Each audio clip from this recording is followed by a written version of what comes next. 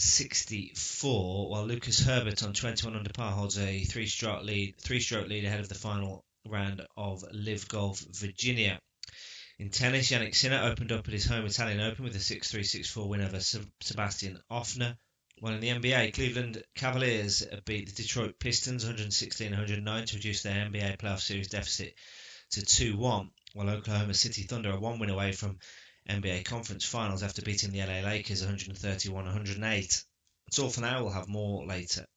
Latest sports news on Sunday. I'm Aidan Perkins. We'll start with boxing. Daniel Dubois has beaten Fabio Wardley in the 11th round of a thrilling All-British heavyweight classic to become two-time world champion. Wardley floored fellow Briton Dubois early on, and then Dubois also went down in the third round before he responded with a barrage of heavy shots, and eventually the referee stopped the fight with Wardley struggling. It was a true classic in Manchester in front of 18,000 fans, and promoter Frank Warren confirmed afterwards that there is a rematch clause. Wardley lost for the first time in 22 fights, while Dubois picked up his 23rd professional victory. Moving on to football, Arsenal must try to respond to Manchester City's 3-0 win over Brentford on Saturday evening. Arsenal are in action in the 4:30 kickoff on Sunday when they go to West Ham. City's 3-0 win on Saturday means that they are 3 points behind Arsenal, having played the same amount of games. Elsewhere on Sunday, Aston Villa will hope to further cement their place in the top 5 with a win at Burnley. That's a 2 p.m. kickoff. Crystal Palace host Everton at 2, while Nottingham Forest entertain Newcastle also at 2. In the Scottish Premiership, it's a huge match in the when the Old Firm meet at 12 between Celtic and Rangers. This after there was another twist in the title race on Saturday when Hearts drew 1-1 with Motherwell. Hearts are now 4 points clear of Celtic, but Celtic have that game in hand against Rangers today. Well, the fixtures today: League 2 playoffs between Grimsby and Salford, that's at 3, and Chesterfield and Notts County at 6. While in the Women's FA Cup, it's semi-final day with Liverpool taking on Brighton at 12:15 and Chelsea host Manchester City at 3:30. In golf, England's Alex Fitzpatrick leads the Truist Championship by one shot after a third round 64, while Lucas Herbert on 21 under par holds a three-stroke lead ahead of the final round of Live Golf Virginia. In tennis, Jannik Sinner opened up at his home Italian Open with a 6-3, 6-4 win over Sebastian Offner. While in the NBA, Cleveland Cavaliers beat the Detroit Pistons 116-109 to reduce their NBA playoff series deficit to 2-1, while Oklahoma City Thunder are one win away from NBA Conference Finals after beating the LA Lakers 131-108. That's all for now. We'll have more later.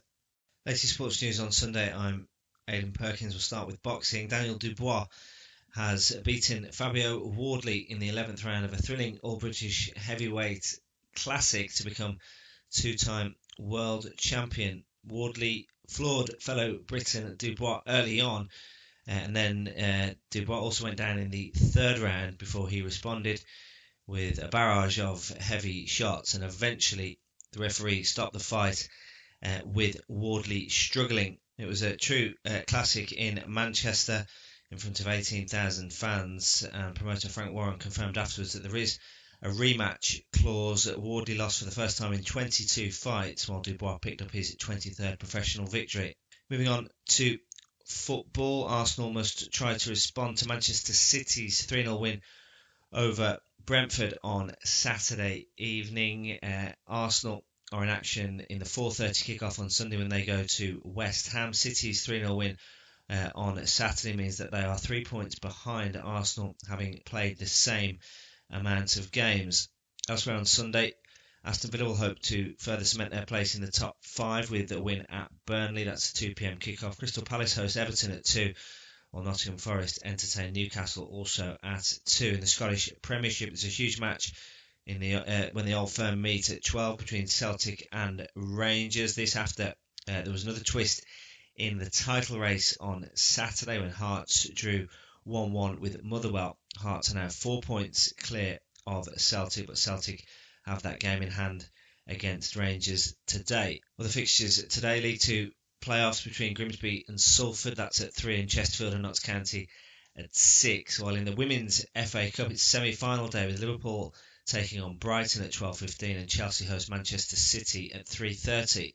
In golf, England's Alex Fitzpatrick leads the Truist Championship by one shot after a third round 64, while Lucas Herbert on 21 under par holds a three-stroke lead ahead of the final round of Live Golf Virginia. In tennis, Jannik Sinner opened up at his home Italian Open with a 6-3, 6-4 win over Sebastian Offner. While in the NBA, Cleveland Cavaliers beat the Detroit Pistons 116-109 to reduce their NBA playoff series deficit to 2-1, while Oklahoma City Thunder are one win away from NBA Conference Finals after beating the LA Lakers 131-108. That's all for now. We'll have more later. Latest sports news on Sunday. I'm Aidan Perkins. We'll start with boxing. Daniel Dubois has beaten Fabio Wardley in the 11th round of a thrilling All-British Heavyweight Classic to become two-time world champion. Wardley floored fellow Briton Dubois early on, and then Dubois also went down in the third round before he responded with a barrage of heavy shots, and eventually the referee stopped the fight with Wardley struggling. It was a true classic in Manchester in front of 18,000 fans, and promoter Frank Warren confirmed afterwards that there is a rematch clause. Wardley lost for the first time in 22 fights, while Dubois picked up his 23rd professional victory. Moving on to football, Arsenal must try to respond to Manchester City's 3-0 win over Brentford on Saturday evening. Arsenal are in action in the 4:30 kickoff on Sunday when they go to West Ham. City's 3-0 win on Saturday means that they are 3 points behind Arsenal, having played the same amount of games. Elsewhere on Sunday, Aston Villa will hope to further cement their place in the top 5 with a win at Burnley. That's a 2 p.m. kickoff. Crystal Palace host Everton at 2, while Nottingham Forest entertain Newcastle also at 2. In the Scottish Premiership, it's a huge match in the when the Old Firm meet at 12 between Celtic and Rangers. This after there was another twist in the title race on Saturday when Hearts drew 1-1 with Motherwell. Hearts are now 4 points clear of Celtic, but Celtic have that game in hand against Rangers today. Well, the fixtures today: League 2 playoffs between Grimsby and Salford, that's at 3, and Chesterfield and Notts County at 6. While in the Women's FA Cup, it's semi-final day with Liverpool taking on Brighton at 12:15 and Chelsea host Manchester City at 3:30. In golf, England's Alex Fitzpatrick leads the Truist Championship by one shot after a third round 64, while Lucas Herbert on 21 under par holds a three-stroke lead ahead of the final round of Live Golf Virginia. In tennis, Jannik Sinner opened up at his home Italian Open with a 6-3, 6-4 win over Sebastian Offner. While in the NBA, Cleveland Cavaliers beat the Detroit Pistons 116-109 to reduce their NBA playoff series deficit to 2-1, while Oklahoma City Thunder are one win away from NBA Conference Finals after beating the LA Lakers 131-108. That's all for now. We'll have more later. Latest sports news on Sunday. I'm Aidan Perkins. We'll start with boxing. Daniel Dubois has beaten Fabio Wardley in the 11th round of a thrilling All-British Heavyweight Classic to become two-time world champion. Wardley floored fellow Briton Dubois early on, and then Dubois also went down in the third round before he responded with a barrage of heavy shots, and eventually the referee stopped the fight with Wardley struggling. It was a true classic in Manchester in front of 18,000 fans, and promoter Frank Warren confirmed afterwards that there is a rematch clause. Wardley lost for the first time in 22 fights, while Dubois picked up his 23rd professional victory. Moving on to football, Arsenal must try to respond to Manchester City's 3-0 win over Brentford on Saturday evening. Arsenal are in action in the 4:30 kickoff on Sunday when they go to West Ham. City's 3-0 win on Saturday means that they are 3 points behind Arsenal, having played the same amount of games.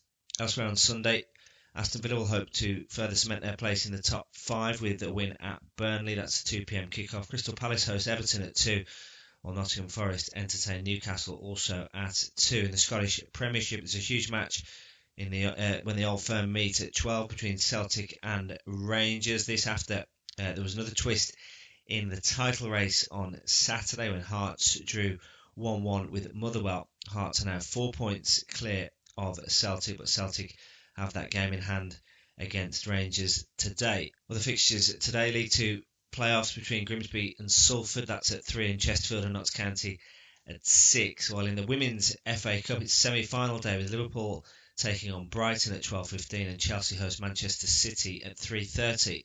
In golf, England's Alex Fitzpatrick leads the Truist Championship by one shot after a third round 64, while Lucas Herbert on 21 under par holds a three-stroke lead ahead of the final round of Live Golf Virginia. In tennis, Jannik Sinner opened up at his home Italian Open with a 6-3, 6-4 win over Sebastian Offner. While in the NBA, Cleveland Cavaliers beat the Detroit Pistons 116-109 to reduce their NBA playoff series deficit to 2-1, while Oklahoma City Thunder are one win away from NBA Conference Finals after beating the LA Lakers 131-108. That's all for now. We'll have more later. Latest sports news on Sunday. I'm Aidan Perkins. We'll start with boxing. Daniel Dubois has beaten Fabio Wardley in the 11th round of a thrilling All-British Heavyweight Classic to become two-time world champion. Wardley floored fellow Briton Dubois early on, and then Dubois also went down in the third round before he responded with a barrage of heavy shots, and eventually the referee stopped the fight with Wardley struggling. It was a true classic in Manchester in front of 18,000 fans, and promoter Frank Warren confirmed afterwards that there is a rematch clause. Wardley lost for the first time in 22 fights, while Dubois picked up his 23rd professional victory. Moving on to football, Arsenal must try to respond to Manchester City's 3-0 win over Brentford on Saturday evening. Arsenal are in action in the 4:30 kickoff on Sunday when they go to West Ham. City's 3-0 win on Saturday means that they are 3 points behind Arsenal, having played the same amount of games. Elsewhere on Sunday, Aston Villa will hope to further cement their place in the top 5 with a win at Burnley. That's a 2 p.m. kickoff. Crystal Palace host Everton at 2, while Nottingham Forest entertain Newcastle also at 2. In the Scottish Premiership, it's a huge match in the when the Old Firm meet at 12 between Celtic and Rangers. This after there was another twist in the title race on Saturday when Hearts drew 1-1 with Motherwell. Hearts are now 4 points clear of Celtic, but Celtic have that game in hand against Rangers today. Well, the fixtures today: League 2 playoffs between Grimsby and Salford, that's at 3, and Chesterfield and Notts County at 6. While in the Women's FA Cup, it's semi-final day with Liverpool taking on Brighton at 12:15 and Chelsea host Manchester City at 3:30. In golf, England's Alex Fitzpatrick leads the Truist Championship by one shot after a third round 64, while Lucas Herbert on 21 under par holds a three-stroke lead ahead of the final round of Live Golf Virginia. In tennis, Jannik Sinner opened up at his home Italian Open with a 6-3, 6-4 win over Sebastian Offner. While in the NBA, Cleveland Cavaliers beat the Detroit Pistons 116-109 to reduce their NBA playoff series deficit to 2-1, while Oklahoma City Thunder are one win away from NBA Conference Finals after beating the LA Lakers 131-108. That's all for now. We'll have more later.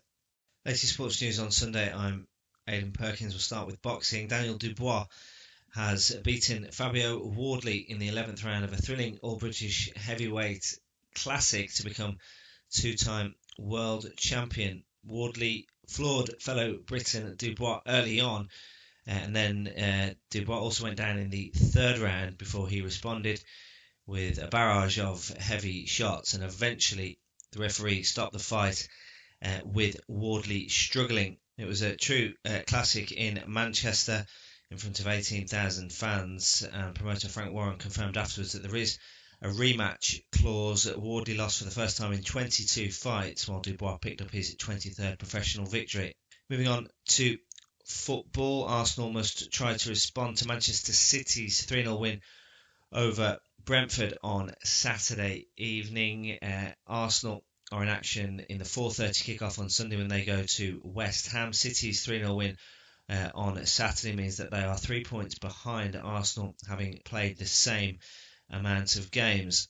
Elsewhere on Sunday, Aston Villa will hope to further cement their place in the top 5 with a win at Burnley. That's a 2 p.m. kickoff. Crystal Palace host Everton at 2, while Nottingham Forest entertain Newcastle also at 2. In the Scottish Premiership, there's a huge match in the when the Old Firm meet at 12 between Celtic and Rangers. This after there was another twist in the title race on Saturday when Hearts drew 1-1 with Motherwell. Hearts are now 4 points clear of Celtic, but Celtic have that game in hand against Rangers today. Well, the fixtures today: League 2 playoffs between Grimsby and Salford, that's at 3, and Chesterfield and Notts County at 6. While in the Women's FA Cup, it's semi-final day with Liverpool taking on Brighton at 12:15 and Chelsea host Manchester City at 3:30. In golf, England's Alex Fitzpatrick leads the Truist Championship by one shot after a third round 64, while Lucas Herbert on 21 under par holds a three-stroke lead ahead of the final round of Live Golf Virginia. In tennis, Jannik Sinner opened up at his home Italian Open with a 6-3, 6-4 win over Sebastian Offner. While in the NBA, Cleveland Cavaliers beat the Detroit Pistons 116-109 to reduce their NBA playoff series deficit to 2-1, while Oklahoma City Thunder are one win away from NBA Conference Finals after beating the LA Lakers 131-108. That's all for now. We'll have more later. Latest sports news on Sunday. I'm Aidan Perkins. We'll start with boxing. Daniel Dubois has beaten Fabio Wardley in the 11th round of a thrilling All-British Heavyweight Classic to become two-time world champion. Wardley floored fellow Briton Dubois early on, and then Dubois also went down in the third round before he responded with a barrage of heavy shots, and eventually the referee stopped the fight with Wardley struggling. It was a true classic in Manchester in front of 18,000 fans, and promoter Frank Warren confirmed afterwards that there is a rematch clause. Wardley lost for the first time in 22 fights, while Dubois picked up his 23rd professional victory. Moving on to football, Arsenal must try to respond to Manchester City's 3-0 win over Brentford on Saturday evening. Arsenal are in action in the 4:30 kickoff on Sunday when they go to West Ham. City's 3-0 win on Saturday means that they are 3 points behind Arsenal, having played the same amount of games. Elsewhere on Sunday, Aston Villa will hope to further cement their place in the top 5 with a win at Burnley. That's a 2 p.m. kickoff. Crystal Palace host Everton at 2, while Nottingham Forest entertain Newcastle also at 2. In the Scottish Premiership, there's a huge match in the when the Old Firm meet at 12 between Celtic and Rangers. This after there was another twist in the title race on Saturday when Hearts drew 1-1 with Motherwell. Hearts are now 4 points clear of Celtic, but Celtic have that game in hand against Rangers today. Well, the fixtures today: League 2 playoffs between Grimsby and Salford, that's at 3, and Chesterfield and Notts County at 6. While in the Women's FA Cup, it's semi-final day with Liverpool taking on Brighton at 12:15 and Chelsea host Manchester City at 3:30. In golf, England's Alex Fitzpatrick leads the Truist Championship by one shot after a third round 64, while Lucas Herbert on 21 under par holds a three-stroke lead ahead of the final round of Live Golf Virginia. In tennis, Jannik Sinner opened up at his home Italian Open with a 6-3, 6-4 win over Sebastian Offner. While in the NBA, Cleveland Cavaliers beat the Detroit Pistons 116-109 to reduce their NBA playoff series deficit to 2-1, while Oklahoma City Thunder are one win away from NBA Conference Finals after beating the LA Lakers 131-108. That's all for now. We'll have more later. Latest sports news on Sunday. I'm Aidan Perkins. We'll start with boxing. Daniel Dubois has beaten Fabio Wardley in the 11th round of a thrilling All-British Heavyweight Classic to become two-time world champion. Wardley floored fellow Briton Dubois early on, and then Dubois also went down in the third round before he responded with a barrage of heavy shots, and eventually the referee stopped the fight with Wardley struggling. It was a true classic in Manchester in front of 18,000 fans, and promoter Frank Warren confirmed afterwards that there is a rematch clause. Wardley lost for the first time in 22 fights, while Dubois picked up his 23rd professional victory. Moving on to football, Arsenal must try to respond to Manchester City's 3-0 win over Brentford on Saturday evening. Arsenal are in action in the 4:30 kickoff on Sunday when they go to West Ham. City's 3-0 win on Saturday means that they are 3 points behind Arsenal, having played the same amount of games. Elsewhere on Sunday, Aston Villa will hope to further cement their place in the top 5 with a win at Burnley. That's a 2 p.m. kickoff. Crystal Palace host Everton at 2, while Nottingham Forest entertain Newcastle also at 2. In the Scottish Premiership, it's a huge match in the when the Old Firm meet at 12 between Celtic and Rangers. This after there was another twist in the title race on Saturday when Hearts drew 1-1 with Motherwell. Hearts are now 4 points clear of Celtic, but Celtic have that game in hand against Rangers today. Well, the fixtures today: League 2 playoffs between Grimsby and Salford, that's at 3, and Chesterfield and Notts County at 6. While in the Women's FA Cup, it's semi-final day with Liverpool taking on Brighton at 12:15 and Chelsea host Manchester City at 3:30. In golf, England's Alex Fitzpatrick leads the Truist Championship by one shot after a third round 64, while Lucas Herbert on 21 under par holds a three-stroke lead ahead of the final round of Live Golf Virginia. In tennis, Jannik Sinner opened up at his home Italian Open with a 6-3, 6-4 win over Sebastian Offner. While in the NBA, Cleveland Cavaliers beat the Detroit Pistons 116-109 to reduce their NBA playoff series deficit to 2-1, while Oklahoma City Thunder are one win away from NBA Conference Finals after beating the LA Lakers 131-108. That's all for now. We'll have more later. Latest sports news on Sunday. I'm Aidan Perkins. We'll start with boxing. Daniel Dubois has beaten Fabio Wardley in the 11th round of a thrilling All-British Heavyweight Classic to become two-time world champion. Wardley floored fellow Briton Dubois early on, and then Dubois also went down in the third round before he responded with a barrage of heavy shots, and eventually the referee stopped the fight with Wardley struggling. It was a true classic in Manchester in front of 18,000 fans, and promoter Frank Warren confirmed afterwards that there is a rematch clause. Wardley lost for the first time in 22 fights, while Dubois picked up his 23rd professional victory. Moving on to football, Arsenal must try to respond to Manchester City's 3-0 win over Brentford on Saturday evening. Arsenal are in action in the 4:30 kickoff on Sunday when they go to West Ham. City's 3-0 win on Saturday means that they are 3 points behind Arsenal, having played the same amount of games.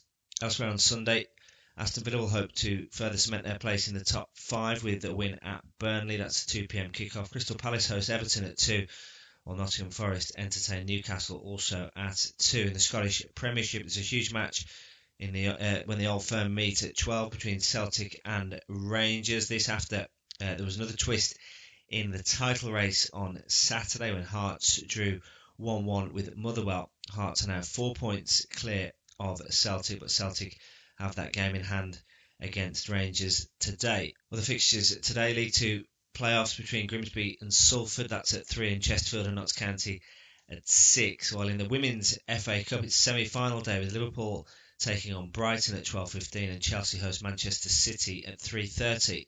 In golf, England's Alex Fitzpatrick leads the Truist Championship by one shot after a third round 64, while Lucas Herbert on 21 under par holds a three-stroke lead ahead of the final round of Live Golf Virginia.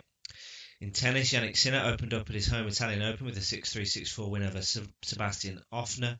While in the NBA, Cleveland Cavaliers beat the Detroit Pistons 116-109 to reduce their NBA playoff series deficit to 2-1, while Oklahoma City Thunder are one win away from NBA Conference Finals after beating the LA Lakers 131-108. That's all for now. We'll have more later.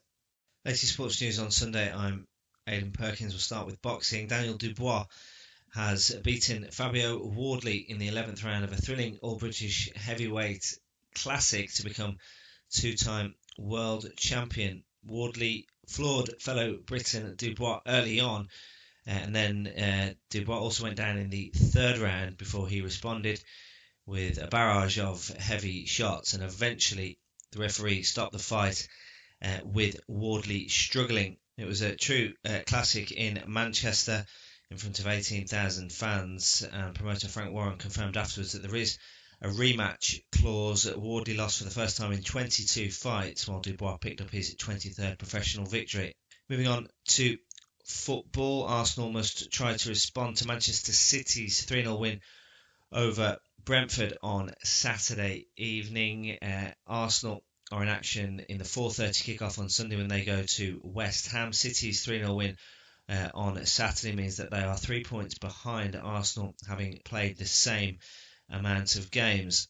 Elsewhere on Sunday, Aston Villa will hope to further cement their place in the top 5 with a win at Burnley. That's a 2 p.m. kickoff. Crystal Palace host Everton at 2, while Nottingham Forest entertain Newcastle also at 2. In the Scottish Premiership, there's a huge match in the when the Old Firm meet at 12 between Celtic and Rangers. This after there was another twist in the title race on Saturday when Hearts drew 1-1 with Motherwell. Hearts are now 4 points clear of Celtic, but Celtic have that game in hand against Rangers today. Well, the fixtures today: League 2 playoffs between Grimsby and Salford, that's at 3, and Chesterfield and Notts County at 6. While in the Women's FA Cup, it's semi-final day with Liverpool taking on Brighton at 12:15 and Chelsea host Manchester City at 3:30. In golf, England's Alex Fitzpatrick leads the Truist Championship by 1 shot after a third round 64, while Lucas Herbert on 21 under par holds a three-stroke lead ahead of the final round of Live Golf Virginia. In tennis, Jannik Sinner opened up at his home Italian Open with a 6-3, 6-4 win over Sebastian Offner. While in the NBA, Cleveland Cavaliers beat the Detroit Pistons 116-109 to reduce their NBA playoff series deficit to 2-1, while Oklahoma City Thunder are 1 win away from NBA Conference Finals after beating the LA Lakers 131-108. That's all for now. We'll have more later.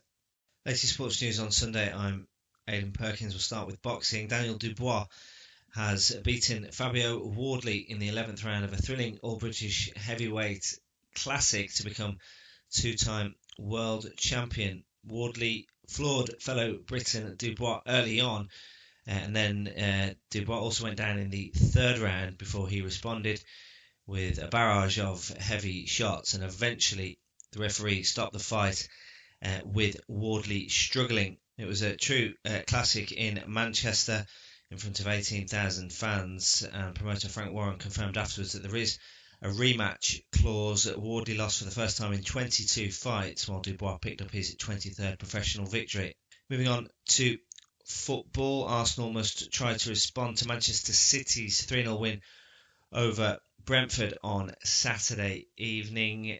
Arsenal are in action in the 4:30 kickoff on Sunday when they go to West Ham. City's 3-0 win on Saturday means that they are 3 points behind Arsenal, having played the same amount of games. Elsewhere on Sunday, Aston Villa will hope to further cement their place in the top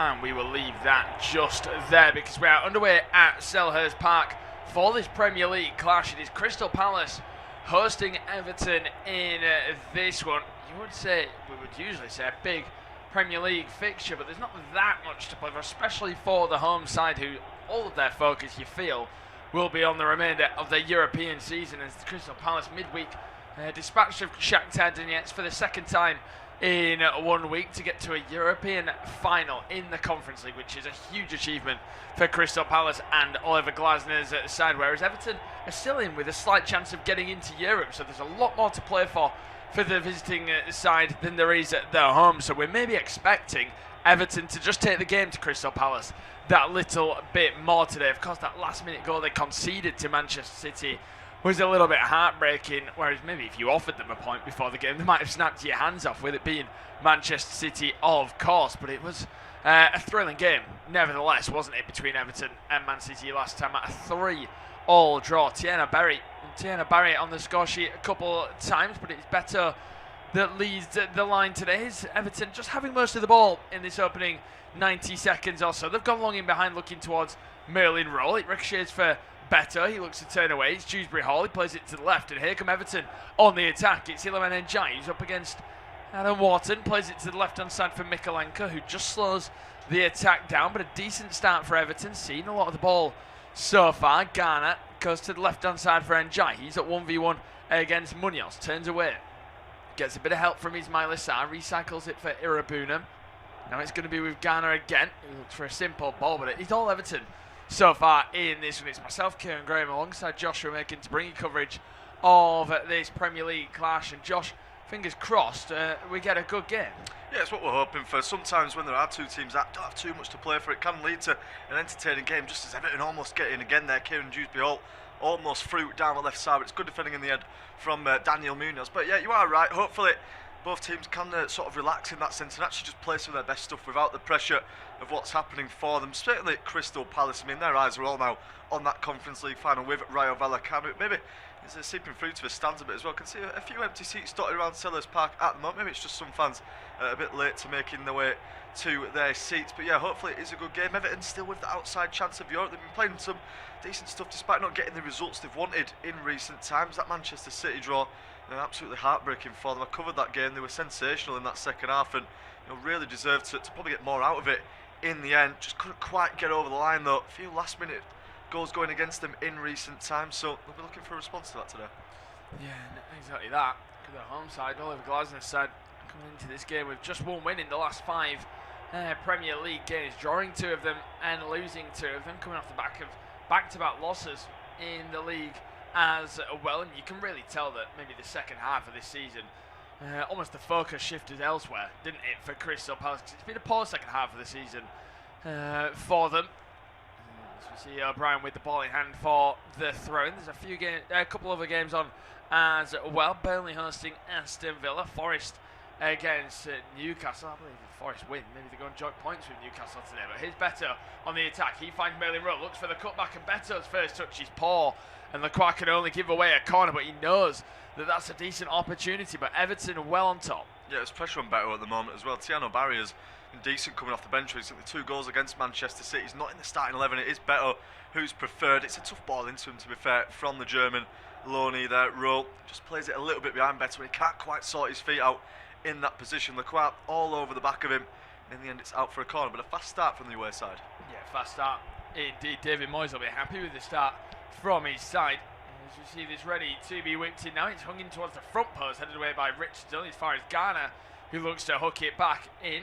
Tarkowski's battling with Ismail Assar, looks to turn away from his man, checks it into Njai. It's a sharp turn from him. Njai's still going himself. Is he going to hit it? No, he lays it off towards Dewsbury Hall, who can't get his shot off. I thought it opened up nicely for Njai maybe to just go for goal there, but he shied away from it. Njai's still on the attack. He whips it in, takes another deflection, and out for another corner. This opening 5 minutes, it's all been the Toffees. Yeah, brilliant stuff so far from David Moyes' team. They get the sense that they really want to maybe put the wrongs right of the last few games that they've had. A few disappointing results for them. They've had a really fast start though at Sellers Park. Still yet to really test Dean Henderson in goal, but it looks so much sharper than this Crystal Palace team, who of course did play on Thursday evening. Maybe that's just having an effect on them.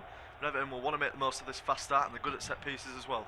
Yeah, ready to be whipped in by Dewsbury Hall again, right on the goalkeeper. It evades everybody, finds Tarkowski at the back post. Well, it's deserved for Everton's start. They've been well on top of Crystal Palace, and there's Tarkowski. He doesn't score many, but it's a big goal for Everton, who've taken the lead early doors. And Tarkowski probably can't quite believe how much space and time he had at the back post. It's an instinctive finish as it ricochets to him. First time, finds the bottom corner, and it's 1-0 Everton. Yeah, you're right. He doesn't score many in the Premier League, James Tarkowski. Only his 2nd Premier League goal of the season, but it's a big one, and it's fully deserved for Everton. The way that they've started this game, they've come flying out the traps. I mentioned just before, they are effective on set pieces. They scored one against Manchester City last time. It was Jake O'Brien that time. This time it's one of the other defenders, Tarkowski. He just arrives at the back post. There's no one marking him at all. They've all come off of the front back post as well to get out to him. So it's an easy finish in the end for Tarkowski, the Everton captain, and it sums up a brilliant start for the Toffees. Yeah, what a start that is for Everton, and I think the thing he'll really be happy with, without having to state the obvious, David Moyes, is the fact that they've capitalised on their really good start and their really good spell in these games. Sometimes away from home you see that, don't you? You sometimes have a good 20 minutes, 25 minutes, and you just can't find that goal, and because you're away from home, it all catches up on you, and the home side take advantage of those mistakes. But Everton instantly with the goal, winning a couple set pieces early on, making the most of them, and those travelling fans absolutely loving life. It puts them on 51 points if they are to win this game, which is huge. It really does keep them within that European battle. Crystal Palace with a free kick, forward towards Wharton, who goes for goal, but his strike goes miles over the bar. Yeah, first attacking moment in the game, really, for Crystal Palace. It's not a million miles away from Adam Wharton. It's better with the header out. He just puts it towards the edge of the box. It sits up kind of nicely there for Adam Wharton. He's a fantastic player, but we don't really praise him for his ability on the edge of the box there, going for goal. Sits up for him on the half volley. It's always rising, though. And Pickford always happy to see that one over the bar. Yeah, it certainly was. As you see, Jordan Pickford goes long up towards Njai, but Chris Richards wins his header as he usually does. Ismail Assar goes all the way to the left-hand side for Mitchell. Now it's going to be with Canvo, and Crystal Palace just need to settle down in this one, don't they? Because we now see with Canvo. It's going to be with Kamada. Back with Canvo once again, who's got options to the left. In Daichi Kamada. Kamada switches play, looking towards Richards. Richards plays it to the right-hand side for Daniel Munoz. Incidentally, Crystal Palace below the likes of Forest and Leeds in the actual table, but people saying that Forest and Leeds are in a relegation battle still, which makes it begs the question of how Crystal Palace potentially able to get dragged in it. I guess if Spurs and West Ham win this weekend, you never know, it could be a very nervy ending for all those sides. As you see, Johnson goes towards Tyreek Mitchell, back to Johnson again, and once again it's going to be with Canvo, who looks for a potential attacky run, doesn't find it. He goes to Lacroix instead, shifts it to the right-hand side. Crystal Palace just looking for that response. Wharton finds Richards, who's got space on the left-hand side if he can find it. He goes more simple for Lacroix. 8.5 minutes on the clock. Crystal Palace 0, Everton 1. If you are just tuning in, a great start for the Toffees. They were piling on the pressure, took advantage of it with their skipper Tarkowski. Doesn't pop up with many, but he's popped up with a big goal. Kamada opens it up. He looks to swing it in towards the back post. Mikolenko gets a touch on it, and it goes behind for a Palace corner. Yeah, steady response really from Crystal Palace after that fast Everton start and the goal for James Tarkowski. They've just managed to settle a little bit in the game. They've had that chance with Wharton. They've now gone up the pitch and won themselves a set piece. Not quite as effective as Everton from the corners, but still Adam Wharton to deliver it. He's got a fantastic ball on him. Yeah, Adam Wharton ready to deliver this one. It's going to be an in-swinging delivery, of course, with that left boot. Looks like Burnley have taken the lead against Aston Villa. That's a bit of a random shock result. Jaden Anthony with the goal. Adam Wharton hangs it up right onto the goalkeeper, and there's Chris Richards with the header. He knows it's a decent opportunity. It may have taken a deflection, and it may be another corner, but a good chance for Richards. Yeah, it's just blocked by Tarkowski. Yeah, it is. It's good spot as well from the referee to give the corner from there. You can see Richards gets up for it. That might be going on target as well there from the American centre-back, if not for that touch from Tarkowski.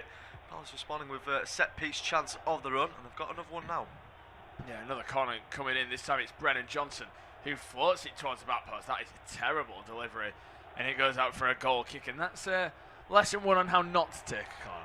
Yeah, that's poor, that, isn't it, from Brennan Johnson. They just managed to sort of get Everton under some real pressure in the game, and then he's just gone and floated one all the way through. It's disappointing, and Oliver Glasner certainly not happy with that delivery from Brennan Johnson. Of course, one of the two changes from that European semi-final in midweek, and just seems like he's struggling to nail down a place in that Palace side. Maybe not what we expected when he came in from Tottenham Hotspur.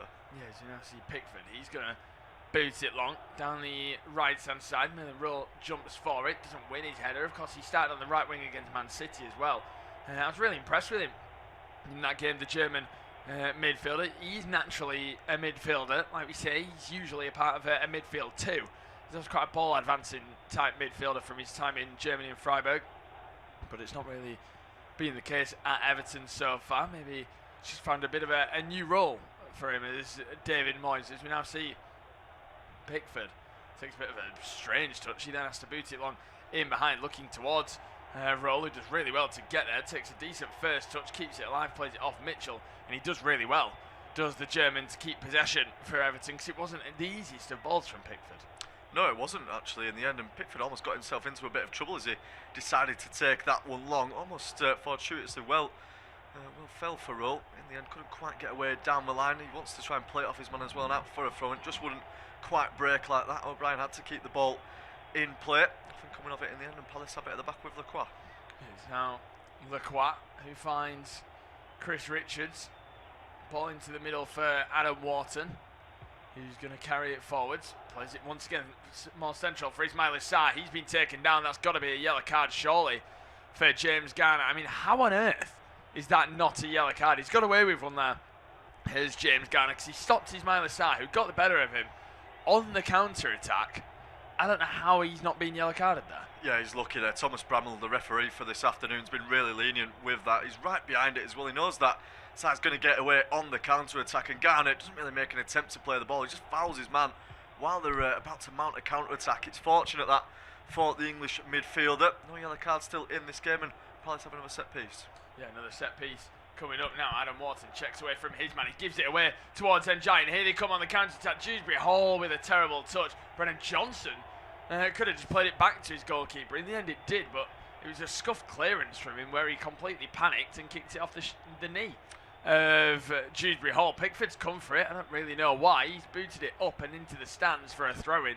It's just gone a little bit chaotic as this game. Yeah, I'm not sure what's got into place in the last few moments there. First you have Dewsbury Hall with quite a heavy touch. Disappointing really for him in that situation. Johnson goes for the risky route. Unfortunately for him, it ends up back in the hands of Dean Henderson down the other end, and Pickford coming flying off his line. There's not really any need. Palace aren't going anywhere with that attack in the corner, and he does just send it into the stands, but now a chance for Chris Richards to launch this straight into the box. Yeah, Chris Richards, the man over this long throw-in. You'd usually want him in there, but he does have a good long throw. He looks towards Lacroix, headed up and away by Beto, not once but twice. Richards picks it up once again, and he's battling with Beto, and that's going to go for another Crystal Palace thrown in a very similar position. Richards wants the initial ball that trickled out to take it. And as we see Richards, the man with the ball in hand. Still no goals between Nottingham Forest and Newcastle. There still remains 1-0 to Burnley at home to Aston Villa. 14 minutes on the clock. Crystal Palace 0, Everton 1. It's launched into the area. Flicked on by Lacroix again. There's Jordan Pickford with a strong left hand to punch it away. Kamada under a little bit of pressure from Njai. He then gives it away towards James Garner. He's bombing forwards down the left, showing real pace, and he fancies his chances against Munoz. Outside of the boot ball. What a ball that was. Just a little bit ahead of Merlin Rowley, who's going to keep it alive on the right hand side, but so clever from James Garner. I don't think it's a bad ball at all, despite it not meeting a teammate. Irabunum turns away from his man. He was brilliant against Man City as well in midfield. It's now Mikolenko on the left hand side. It's certainly been a better game than I think we anticipated coming into this. There's been non-stop things to talk about. It feels like every time both these sides have the ball, they're instantly trying to get on the attack. But there's James Garner. He wins it back off Adam Wharton. He's having a more tricky time as of late in the Premier League. Ball down the line looking towards Merlin Roll. He's battling with Canvo. Surely that's going to be a free kick for Palace. It is, because of a pull on the shirt. Yeah, Merlin Roll just wants too much there of his man, and just going back to that chance there for James Garner. That's a side to his game that we don't often see him getting away down the wing like that, but he absolutely does Munoz for pace, and it's a really good effort with the ball. You can see what he's trying to do, the outside of the foot, just trying to get it away from the goalkeeper Henderson, and then onto the feet of Merle, which is just a bit too far back in the end. He can't actually keep up with James Garner.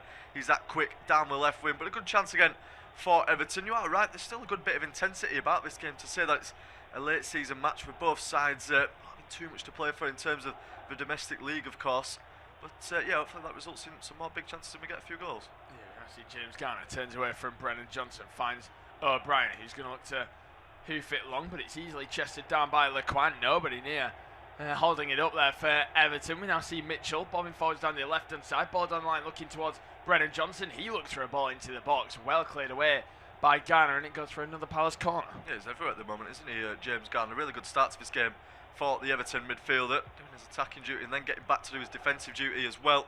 Just there in the corner, big tackle from him. Palace have shown they can do it from the set pieces as well so far in this game. It's going to be Johnson. Delivery's got to be better than the last one. Yeah, we're just seeing images of Dwight McNeil on the bench. I believe Crystal Palace had a bid rejected for him in January. His minutes have been a lot more limited this season at Everton. Ball whipped in from Johnson. That one's a little bit better, but it's more floated. It's Ismail Ssa. He goes for goal, and it's well blocked away by Beto. The clearance is only as far as Mitchell on the halfway line. He plays it back to the left for Brennan Johnson. Looks for a potential 1-2 with Ismail Assar. Adam Wharton hangs it into the area. Richards is there with a flick on it. Falls towards Lacroix, who goes for goal. What a save that is from Jordan Pickford. Big chance for Maxence Lacroix, but here come Everton on the counter-attack, and it's Iliman Ndiaye in a lot of space down the left-hand side. He looks for the ball for Dewsbury Hall into the penalty area. He gets the better of his man. He goes for goal. He's saved by Dean Henderson, and then it ricochets away. Well, what a chance for Dewsbury Hall to make it 2-0. It's such a tame effort in the end. It's like he didn't know how he got the shooting opportunity on his right foot. He almost accidentally shimmied away and sold the defender. Two big chances at either end. Yeah, he was really lucky to get in that position there at Dewsbury. It looked like he had just sort of ruined the attack for himself, but England's two top goalkeepers making big saves for their teams there. John Pickford, down the other end at first. Big one with his feet. It's not too dissimilar to the one that Henderson makes then a few moments later, but there's a lot more power on it from Lacroix. It's definitely Pickford's save. That's the more impressive. And yeah, we could have a few goals already in this game, but it's really good at the moment. It's stretched, it's end-to-end, and now it's Everton's turn to attack once more. It's been a great 18 minutes, hasn't it? A really good watch. Plenty of talking points, like we said, plenty of chances. Both sides really going for it, which is what you like to see. You're almost kind of worried that we had a colleague cover Sunderland, Manchester United yesterday, and they said it just felt like both sides were at the beach a little bit. That's great, though, isn't it, from Iliman Ndiaye to get away from about 4 late leg challenges. He then switched it out to O'Brien. He waits way too long as Mitchell steps in, and Mitchell's on the attack. Has he been brought down? No, he hasn't. It's going to be Strand Larsen. Advantage remains to be played. Ball in behind for Brennan Johnson into the penalty area. Looks for a cut back towards Ismail Assar, and there's Michael Keane with the foot in the end, and his clearance is poor. Lacroix wins it back, and now Kamada is on the attack. Cuts onto his right boot. Thought about shooting. He doesn't. Dewsbury Hall steps in, and now it's going to be Strand Larsen. Another challenge in, this time from Michael Keane. There's a late challenge from Adam Wharton, and that's going to be a free kick, and they're just some busy moments again. Yeah, a chance for you to breathe there, Kieran. It's end-to-end stuff again, and we've seen such great intensity in the attacking play of both these two teams at the moment. It originally starts with that chance for Brennan Johnson when he gets in down the left. I'm not sure it's the best decision to pull the ball back there. He is right-footed, so maybe doesn't want to take the chance there on his weaker foot, but I think he just has to hit that towards the near post and maybe just try to find a way past Jordan Pickford. In the end, he doesn't do it. There's a bit of chaos in the box as Everton failed to clear their lines. They get away with it in the end, though. And as we see, Thomas Tuchel watching at the moment, he'll be happy with his two goalkeepers. Yeah, he will be. He definitely will be. I'm not sure he'll be too happy with what he's seen from Adam Wharton. I think he's looked quite poor in this opening 19 minutes. And like I said, I don't think he's looked great in the Premier League for a little while, has he? Adam Wharton, as you now see, Mikalenko goes all the way back towards Jordan Pickford, who boots it long. I tell you what, with all the injury problems England get in defence, I was quite surprised we've not really seen more of Tarkowski at times, just as more of a physical man within that squad. Don't know, it probably seems too late for a random inclusion, doesn't it, to get into the World Cup, but I'm sure he'll be taking slight notice. He'll definitely be keeping an eye on James Garner, who we know he's starting to quite like. Thomas Tuchel was called up to the last squad as well. He had a very good first half against Uruguay in the last friendlies. As we now see Wharton, he looks for that check ball, and he's kind of, to prove my point there, a really off pass from him that goes straight out play for a goal kick. Yeah, maybe he's just saving himself for the European final or something, Adam Wharton, because he hasn't really got going so far in this game. Cameras continue to focus on him. He looks for a frustrated player out there, Adam Wharton, at the moment. As you mentioned, not had the great start to the 20 minutes in this game.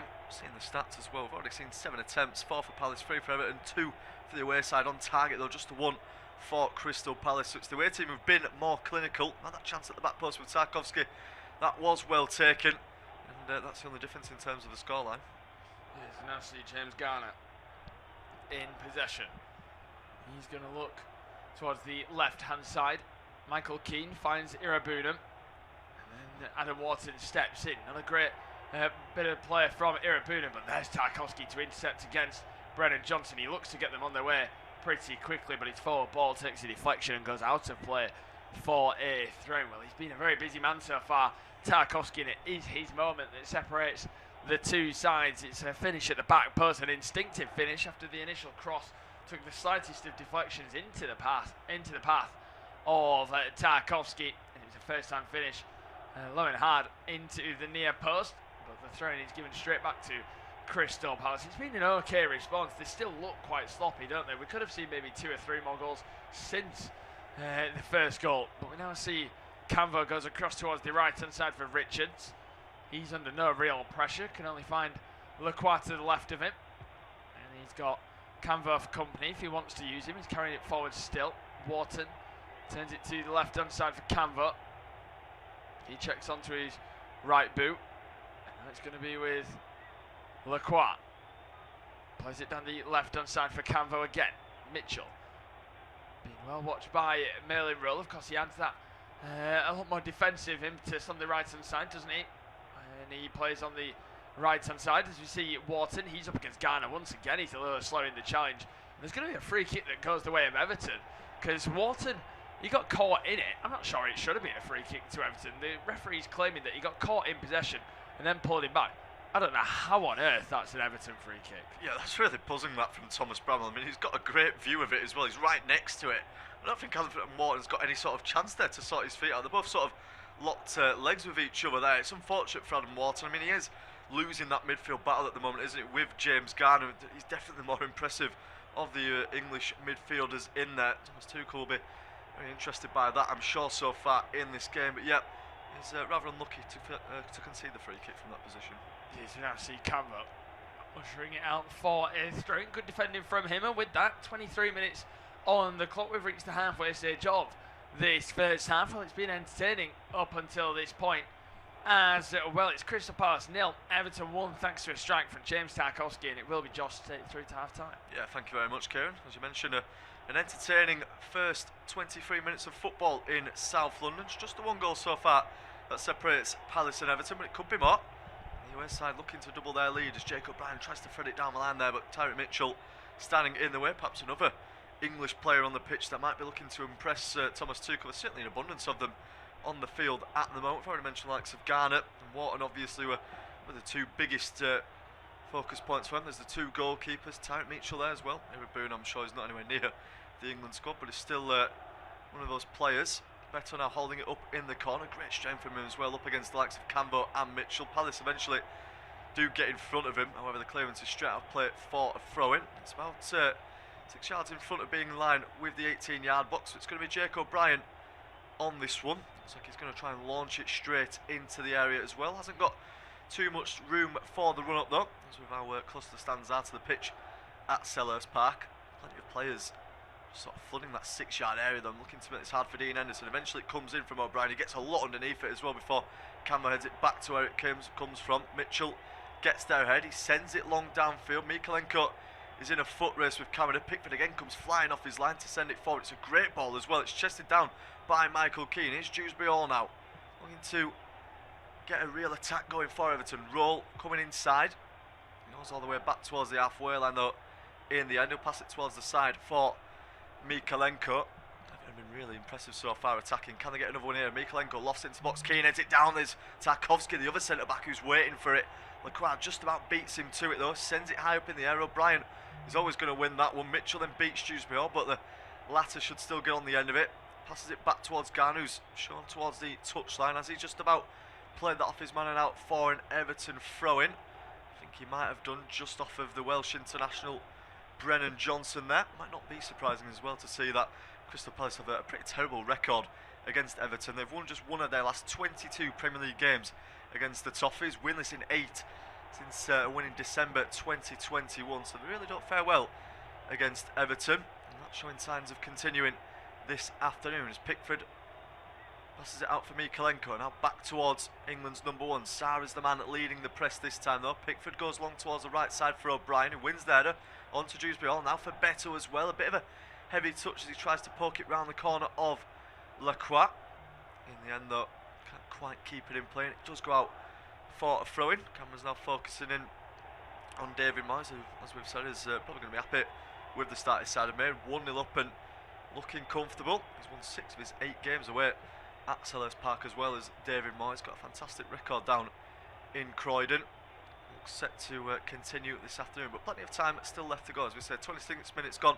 Still Crystal Palace 0, Everton 1. This is good football again from Everton. It's Rowe now in the centre, charging forward. He might go for goal. Instead he lays it off for Mikalenko, chips it back to where it comes from. There's the header almost from Beto, just over his head in the end.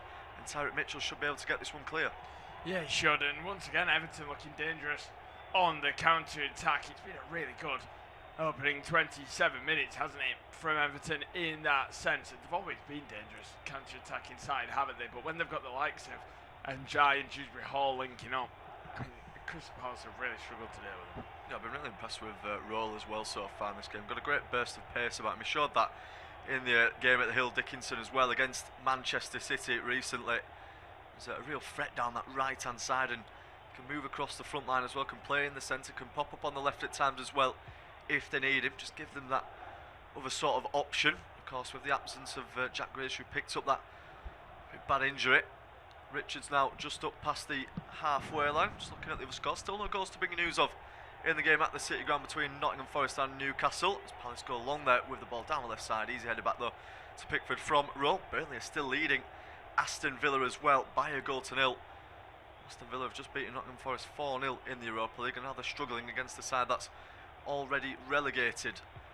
Of course, there's that massive game as well to come at 4:30. West Ham taking on Arsenal at the London Stadium, a game that's so much at stake at both ends of the table. So much space as well now for Everton to work with in midfield. Dewsbury Hall's brought the ball down nicely, and he's allowed just to maraud forward. No one getting close to him before he passes it back towards Iliman Njai. He's waiting for Mikalenko to arrive on the overlap. Instead, turns inside now towards Irugbunam. Been quiet so far in this game. Nice 1-2 though, and he's through towards the edge of the box now. Irugbunam still going, wants it on that right foot. Well, that must have taken a deflection. There's the only explanation as to why that's gone so far wide there from the Everton midfielder. But lovely link-up play from Everton. It almost results in another big chance. Yeah, great 1-2 between those two midfielders, Irugbunam and Dewsbury Hall, but it's a terrible effort from Irugbunam, isn't it? He just slices right through it. He wants to hook through it to add a bit of feet and power to make it difficult for the goalkeeper, but it almost ends up going out for a throw-in.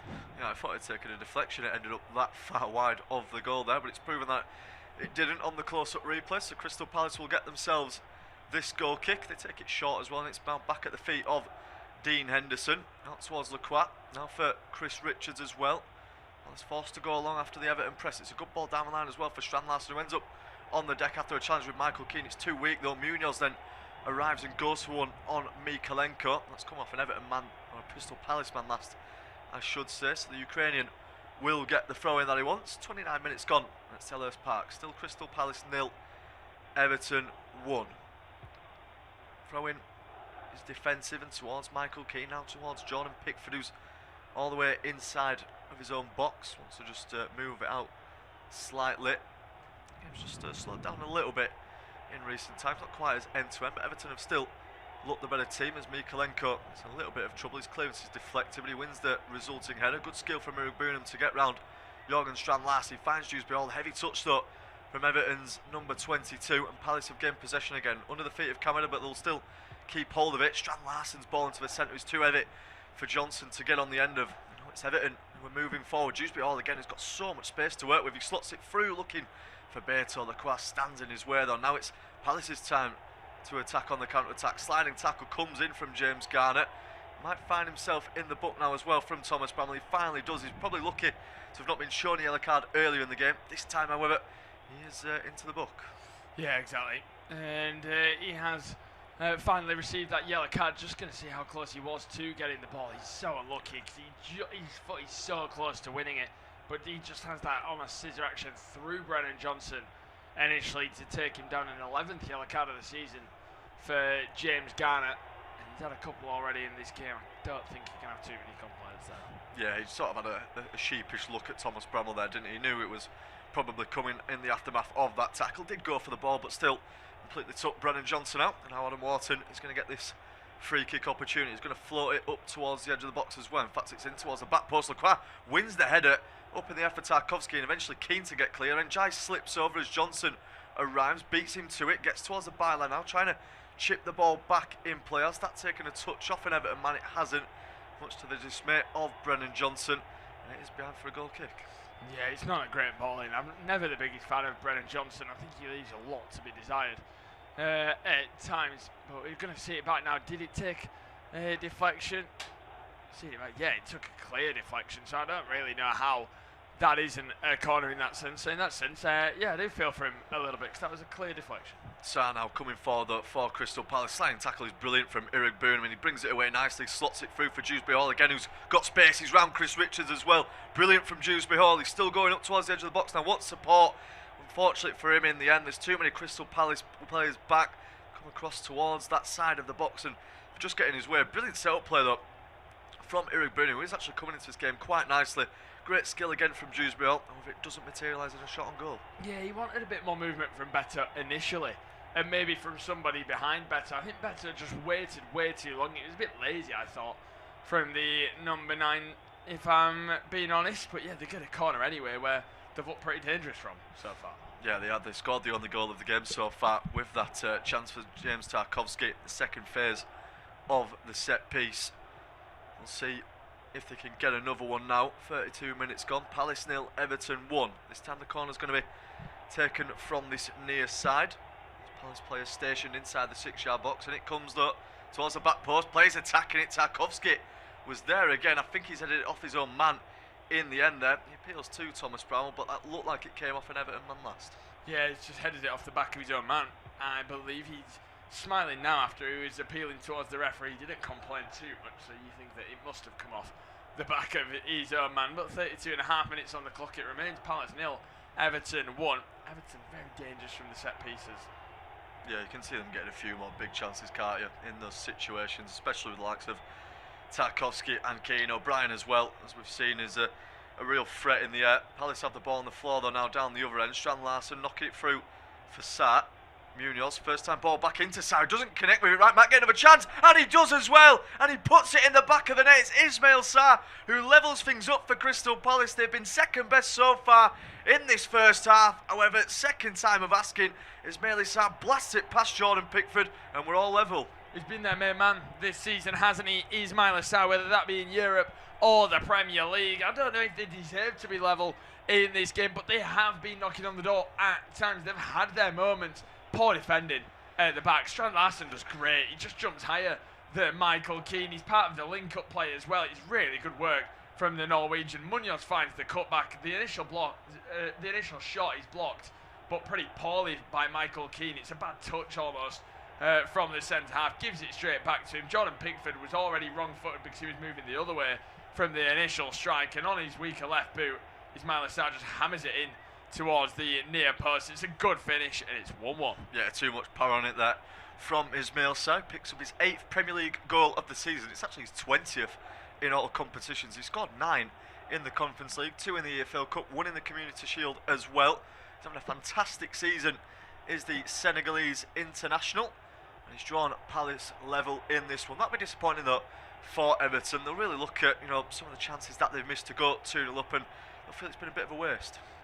Yeah, exactly. It's been a huge risk. They've missed some really good opportunities, have Everton, in this one. You even think of that Dewsbury Hall chance where he just almost tapped it straight at the goalkeeper. It's such a big opportunity. They've had a lot of counter-attacking chances where they've not created a proper chance from it. But yeah, that's got Crystal Palace up for this one now.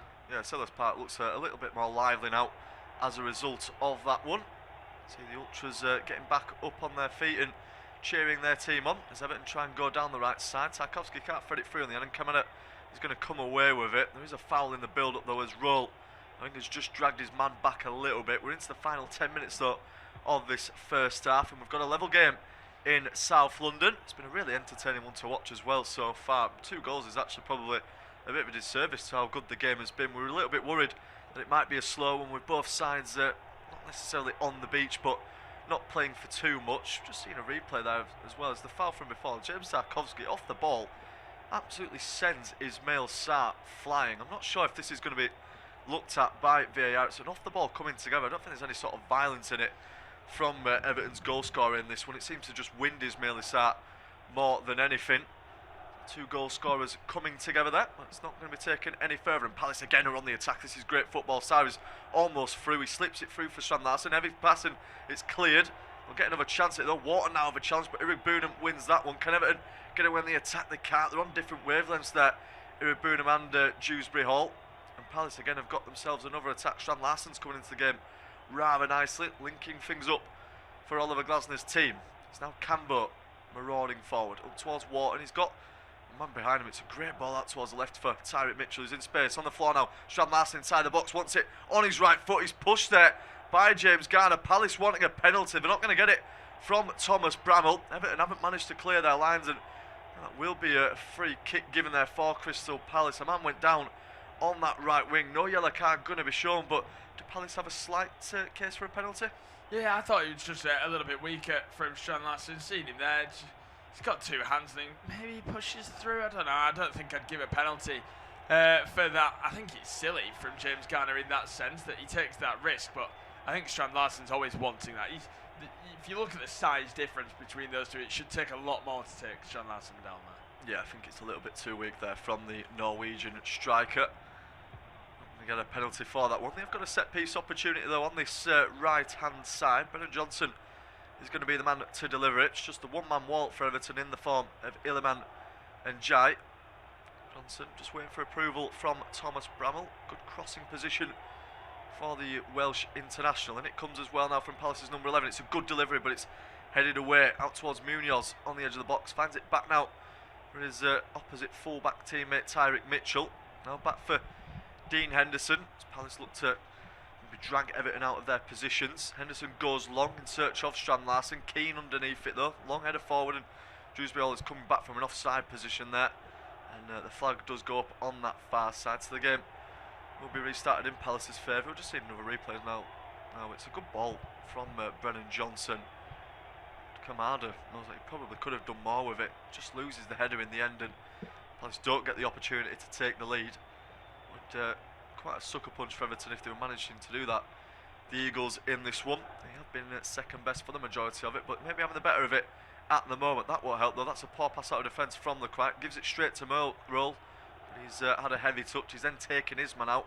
New free kicks starting to be given in this one. A little bit stop-started compared to the rest of the first half. Palace will take their time with this one. Tyrick Mitchell just needs to do up his laces. David Moyes and Oliver Glasner in conversation with each other about something that they've seen on the pitch. Maybe in a bit of a disagreement about that decision there. Fourth official having to get in the way of the two head coaches. I don't think there was any sort of malice between that challenge though, and Palace should be able to get the game back underway. The linesman's having a laugh about it as well over on that far touchline. Palace have eventually taken this one short. Mitchell will deliver it into the box. It's Chris Richards who's free there at the near post. It comes at him at some pace. It's always going to be tough to sort his head out in that situation, but can't quite find the target. Yeah, it just almost bounced off that big hair of his. Oliver Glasner's still laughing with the fourth official. Maybe they're laughing at something David Moyes has said, 'cause he doesn't seem too best pleased. But Aston Villa have levelled things up away at Burnley. Ollie Watkins with that when he started to start firing ahead of the World Cup. I'm sure Tuchel will be finding out about that goal very, very soon. But yeah, it feels like Crystal Palace have been on top since they levelled it.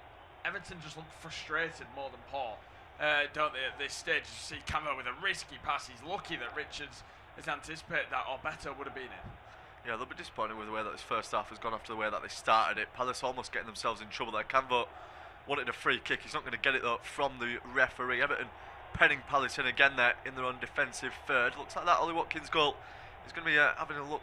Going to be checked, sorry, by VAR. So we'll bring confirmation of the result of that check as we're into the final 5 minutes of the first half at Selhurst Park. Still 1-1 between Crystal Palace and Everton. It's Mitchell now with a throw-in, about in line with his own 18-yard box. He's waiting for the options to move up ahead of him. It's only Kamada really at the moment who's moving around. Strand Larsen eventually it shows deep for it. He's dragged back though by Jake O'Brien. So it's going to be a free kick again for Crystal Palace. Again, the stop-starting nature really starting to come into effect in this game. We'd prefer it to be a little bit earlier. Looks like Ollie Watkins' goal is being looked at for an offside. It's been ruled out as well, so it remains 1-0 to Burnley in that game at Turf Moor. Ollie Watkins has started to come alive this season in the Premier League and in Europe as well. However, he's not scored just yet against Burnley at Turf Moor. Remains 1-0 to Michael Jackson's team. Mikalenko now with a throw-in just by his own corner flag. Palace wanted the decision to go there, but the linesman giving it the other way. Mikalenko a long throw-in down the left wing. Leclerc wins the header. Palace can get it on the floor now. Wharton poking it through for Johnson. Mitchell arriving at that back post as well. Mitchell will go for the strike. It's on target. Plenty of power behind it. But ultimately down the barrel of Jordan Pickford. Yeah, simple save for Jordan Pickford, but another chance for Crystal Palace. Another half chance on the attack. Just out nicely for the left back, just driving into the penalty area. He thought, let's have a go. Let's try and test Jordan Pickford, which is exactly what he did. It's almost like Everton now need half-time, don't they? Because they're just really struggling in that sense. Aston Villa's goal's been ruled out against Burnley. As we now see Dewsbury Hall on the left-hand side. Yeah, Dewsbury Hall knocking it back now towards Iliman Ndiaye. Boonham in support, but he finds Garner instead. Really good start to this game. Roll wants the overlapping run to be made by O'Brien. He eventually gets there as well. The Irish international gets his cross in as well. In fact, he doesn't. It's deflected and behind for an Everton corner. This is where they've looked most dangerous so far in this game. Another set piece. They've already had a few chances from them. That opening goal, of course, in the first few minutes from James Tarkowski, as a result of a set piece taken from that far side. Again, it is going to be Dewsbury Hall to deliver it. 2.5 minutes left to go until we find out how much additional time is going to be given at Selhurst Park. Looks like Aston Villa might have finally now got their equaliser against Burnley. We'll confirm that though after this set piece is taken for Everton. Up goes the arm from Dewsbury Hall. The in-swinger towards the back post. Tarkowski waiting again. That might have... Well, I think Dean Henderson's finally got a touch on that there. It might have even come off the crossbar as well. Almost goes directly in from Dewsbury Hall. But ultimately it's behind for another corner. Yeah, it has to just tip it over the bar. You can't leave that if you're Dean Henderson, or it may just travel into the far top corner. It's Ross Barkley with the goal for Aston Villa on this occasion. 3 minutes after they had one disallowed, just trying to solidify their Champions League places. Yeah, 3 points would confirm fifth for Aston Villa if they're able to do it. Corner comes in now from Everton. There's the header again. It's Ndiaye at the back post. It's scrambling around and somehow they've not managed to turn it in the end. Crystal Palace have survived. Well, again, the set piece is really a big opportunity for Everton in this game. Somehow, Iliman Ndiaye hasn't found the net. Yeah, exactly. He's claiming for handball as well. He's Ndiaye. But we now just see him still back in the penalty area. Tarkowski looks to knock it down. He doesn't know that it's still there. Ndiaye on the left-hand side. He opens it up. He wants James Garner to get involved, and that's going to go for another corner. But a big opportunity for Everton. Yeah, hopefully we'll see a replay of it as well before that corner is taken. We'll see the side on angle. It's Tarkowski who attacks it. Bobbles off of Ndiaye. Tries to put it back across goal. In the end, it's not really that close, and he doesn't get quite as much contact on it as he would have wanted. He's never going to get a handball for that decision as well. Close moment though for Crystal Palace before Sarr eventually cleared it off the line. Into the final minute though of the first half of regular time. Everton have got themselves another corner. It's going to be James Garner as well to swing this one in. The in-swinger, only former Nottingham Forest midfielder. Let's see what Everton can do with it. Just stands still in the box at the moment. I think they were checking for a moment for something. Referee Thomas Bramwell now, I think, has finally given the approval. He has done. Garner can take this corner towards the near post. It's headed behind by O'Brien. Mitchell with much better clearance. Mikalenko heads it back up into the air towards the edge of the box. So roll in a battle which is lost, and now Sarr can bring this one away. Down the line now for Kamada. Surely wiped out there by Mikalenko. He's going to pick up a booking. It's the second yellow card of the game for Everton. And yeah, Mikalenko can't have any complaints. Yeah, he can't. Just brings his man down as he just spins away from him. Just drags him completely to the ground. And that's the second yellow card. Right as we hit the 45th, I can't imagine we get too much stoppage time. Maybe the 2 minutes ahead of us.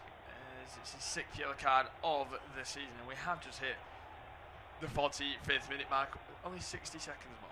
Yeah, just a single minute added on. That's surprising. We've had 2 goals in this one, a few stoppages as well, not for injuries at least. But we'll see how that goes. We're already 20 seconds of the way through. Everton looking to get on an attack. That's brilliant from Ndiaye. It's through the legs of Kamada. He's trying to thread it through, but Richards has stayed with him all the way towards that far side. He's still going, Ndiaye, as he tries to nick it off of Tyreek Mitchell. Campbell will eventually send it long down the left wing. It's over the head though of Brennan Johnson and Jake O'Brien. So it's going to go out for a throw-in for Everton. Imagine that might be the last action of the first half. O'Brien just moving forward slowly with the ball in hand, looking for some options. Sort of just walking football at the moment though. Eventually goes quite far forward. A great long throw down the line as well. Lacroix to head it to his side for another throw. And they're not going to get the time to take it though in the end, Everton. Thomas Bramall brings the first half to a close. An entertaining 45 minutes of football at Selhurst Park. James Tarkowski's early opener for Everton cancelled out by Palace's star man Ismail Issa. And at the half-time break, it's Crystal Palace 1, Everton 1.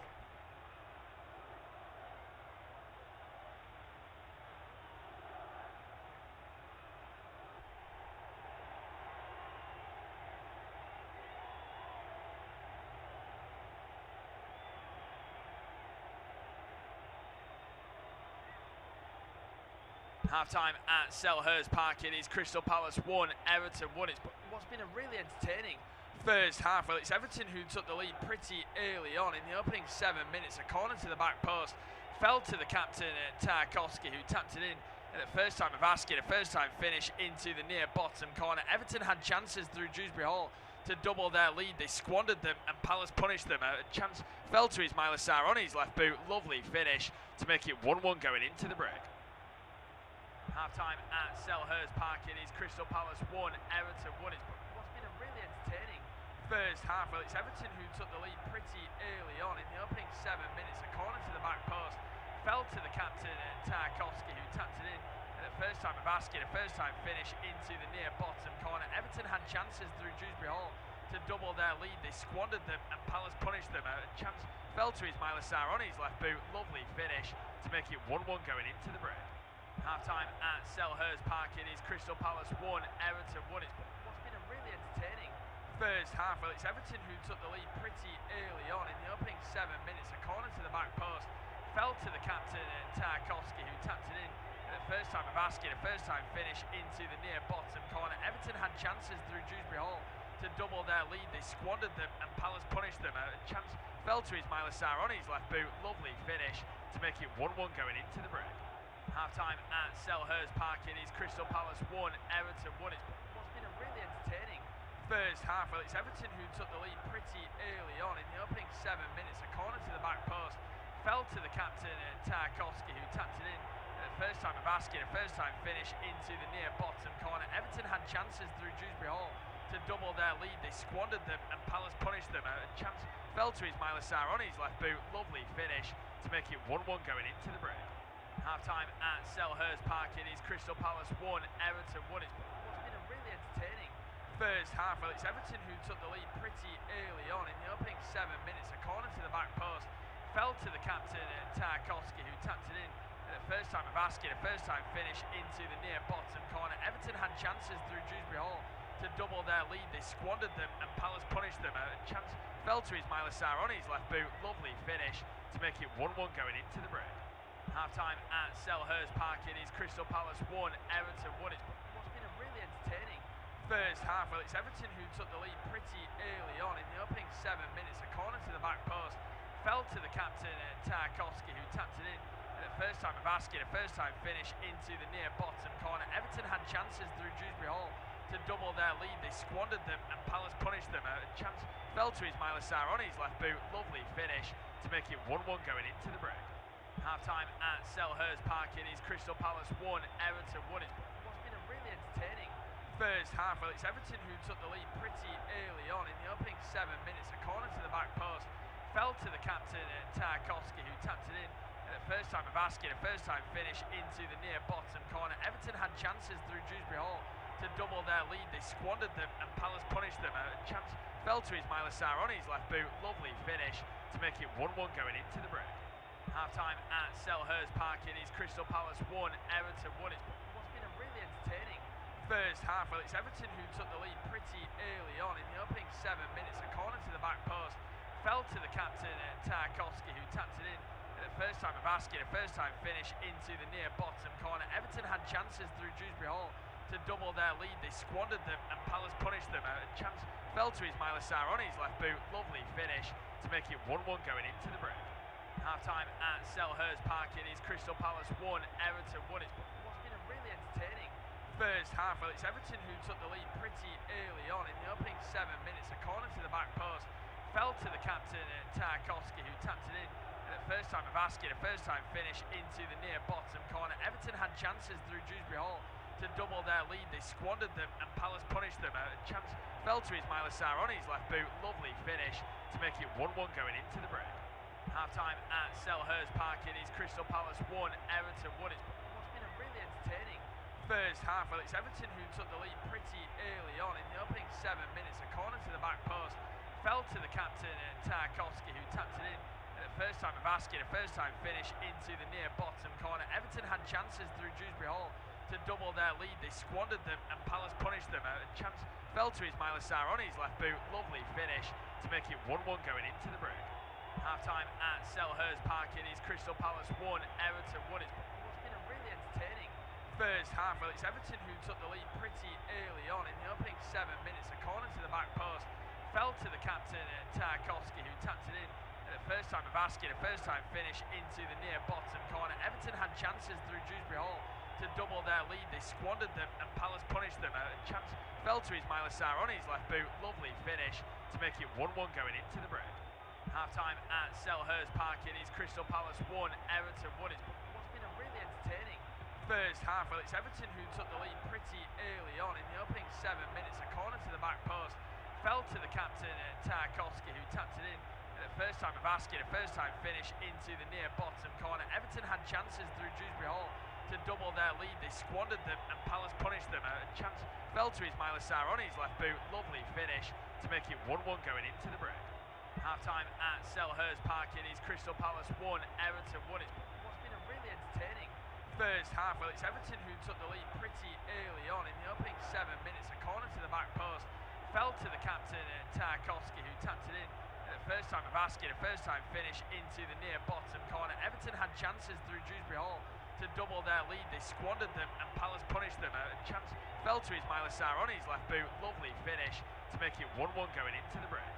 Half-time at Selhurst Park. It is Crystal Palace 1, Everton 1. It's what's been a really entertaining first half. Well, it's Everton who took the lead pretty early on. In the opening 7 minutes, a corner to the back post fell to the captain, Tarkowski, who tapped it in at the first time of asking, a first-time finish into the near bottom corner. Everton had chances through Dewsbury Hall to double their lead. They squandered them and Palace punished them. A chance fell to Ismaila Sarr on his left boot. Lovely finish to make it 1-1 going into the break. Half-time at Selhurst Park. It is Crystal Palace 1, Everton 1. It's what's been a really entertaining first half. Well, it's Everton who took the lead pretty early on. In the opening 7 minutes, a corner to the back post fell to the captain, Tarkowski, who tapped it in at the first time of asking, a first-time finish into the near bottom corner. Everton had chances through Dewsbury Hall to double their lead. They squandered them and Palace punished them. A chance fell to Ismaila Sarr on his left boot. Lovely finish to make it 1-1 going into the break. Half-time at Selhurst Park. It is Crystal Palace 1, Everton 1. It's what's been a really entertaining first half. Well, it's Everton who took the lead pretty early on. In the opening 7 minutes, a corner to the back post fell to the captain, Tarkowski, who tapped it in at the first time of asking, a first-time finish into the near bottom corner. Everton had chances through Dewsbury Hall to double their lead. They squandered them and Palace punished them. A chance fell to Ismaila Sarr on his left boot. Lovely finish to make it 1-1 going into the break. Half-time at Selhurst Park. It is Crystal Palace 1, Everton 1. It's what's been a really entertaining first half. Well, it's Everton who took the lead pretty early on. In the opening 7 minutes, a corner to the back post fell to the captain, Tarkowski, who tapped it in at the first time of asking, a first-time finish into the near bottom corner. Everton had chances through Dewsbury Hall to double their lead. They squandered them and Palace punished them. A chance fell to Ismaila Sarr on his left boot. Lovely finish to make it 1-1 going into the break. Half-time at Selhurst Park. It is Crystal Palace 1, Everton 1. It's what's been a really entertaining first half. Well, it's Everton who took the lead pretty early on. In the opening 7 minutes, a corner to the back post fell to the captain, Tarkowski, who tapped it in at the first time of asking, a first-time finish into the near bottom corner. Everton had chances through Dewsbury Hall to double their lead. They squandered them and Palace punished them. A chance fell to Ismaila Sarr on his left boot. Lovely finish to make it 1-1 going into the break. Half-time at Selhurst Park. It is Crystal Palace 1, Everton 1. It's what's been a really entertaining first half. Well, it's Everton who took the lead pretty early on. In the opening 7 minutes, a corner to the back post fell to the captain, Tarkowski, who tapped it in at the first time of asking, a first-time finish into the near bottom corner. Everton had chances through Dewsbury Hall to double their lead. They squandered them and Palace punished them. A chance fell to Ismaila Sarr on his left boot. Lovely finish to make it 1-1 going into the break. Half-time at Selhurst Park. It is Crystal Palace 1, Everton 1. It's what's been a really entertaining first half. Well, it's Everton who took the lead pretty early on in the opening 7 minutes. A corner to the back post fell to the captain, Tarkowski, who tapped it in. First time of asking, a first time finish into the near bottom corner. Everton had chances through Dewsbury Hall to double their lead. They squandered them and Palace punished them. A chance fell to Ismail Assar on his left boot. Lovely finish to make it 1-1 going into the break. Half time at Selhurst Park. It is Crystal Palace 1, Everton 1. It's what's been a really entertaining first half. Well, it's Everton who took the lead pretty early on in the opening 7 minutes. A corner to the back post fell to the captain, Tarkowski, who tapped it in. First time of asking, a first time finish into the near bottom corner. Everton had chances through Dewsbury Hall to double their lead. They squandered them and Palace punished them. A chance fell to Ismail Assar on his left boot. Lovely finish to make it 1-1 going into the break. Half time at Selhurst Park. It is Crystal Palace 1, Everton 1. It's what's been a really entertaining first half. Well, it's Everton who took the lead pretty early on in the opening 7 minutes. A corner to the back post fell to the captain, Tarkowski, who tapped it in. First time of asking, a first time finish into the near bottom corner. Everton had chances through Dewsbury Hall to double their lead. They squandered them and Palace punished them. A chance fell to Ismail Assar on his left boot. Lovely finish to make it 1-1 going into the break. Half time at Selhurst Park. It is Crystal Palace 1, Everton 1. It's what's been a really entertaining first half. Well, it's Everton who took the lead pretty early on in the opening 7 minutes. A corner to the back post fell to the captain, Tarkowski, who tapped it in. First time of asking, a first time finish into the near bottom corner. Everton had chances through Dewsbury Hall to double their lead. They squandered them and Palace punished them. A chance fell to Ismail Assar on his left boot. Lovely finish to make it 1-1 going into the break. Half time at Selhurst Park. It is Crystal Palace 1, Everton 1. It's what's been a really entertaining first half. Well, it's Everton who took the lead pretty early on in the opening 7 minutes. A corner to the back post fell to the captain, Tarkowski, who tapped it in. First time of asking, a first time finish into the near bottom corner. Everton had chances through Dewsbury Hall to double their lead. They squandered them and Palace punished them. A chance fell to Ismail Assar on his left boot. Lovely finish to make it 1-1 going into the break. Half time at Selhurst Park. It is Crystal Palace 1, Everton 1. It's what's been a really entertaining first half. Well, it's Everton who took the lead pretty early on in the opening 7 minutes. A corner to the back post fell to the captain, Tarkowski, who tapped it in.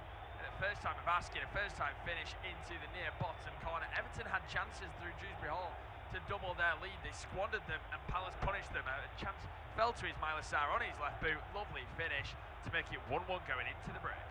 Half time at Selhurst Park. It is Crystal Palace 1, Everton 1. It's what's been a really entertaining first half. Well, it's Everton who took the lead pretty early on in the opening 7 minutes. A corner to the back post fell to the captain, Tarkowski, who tapped it in.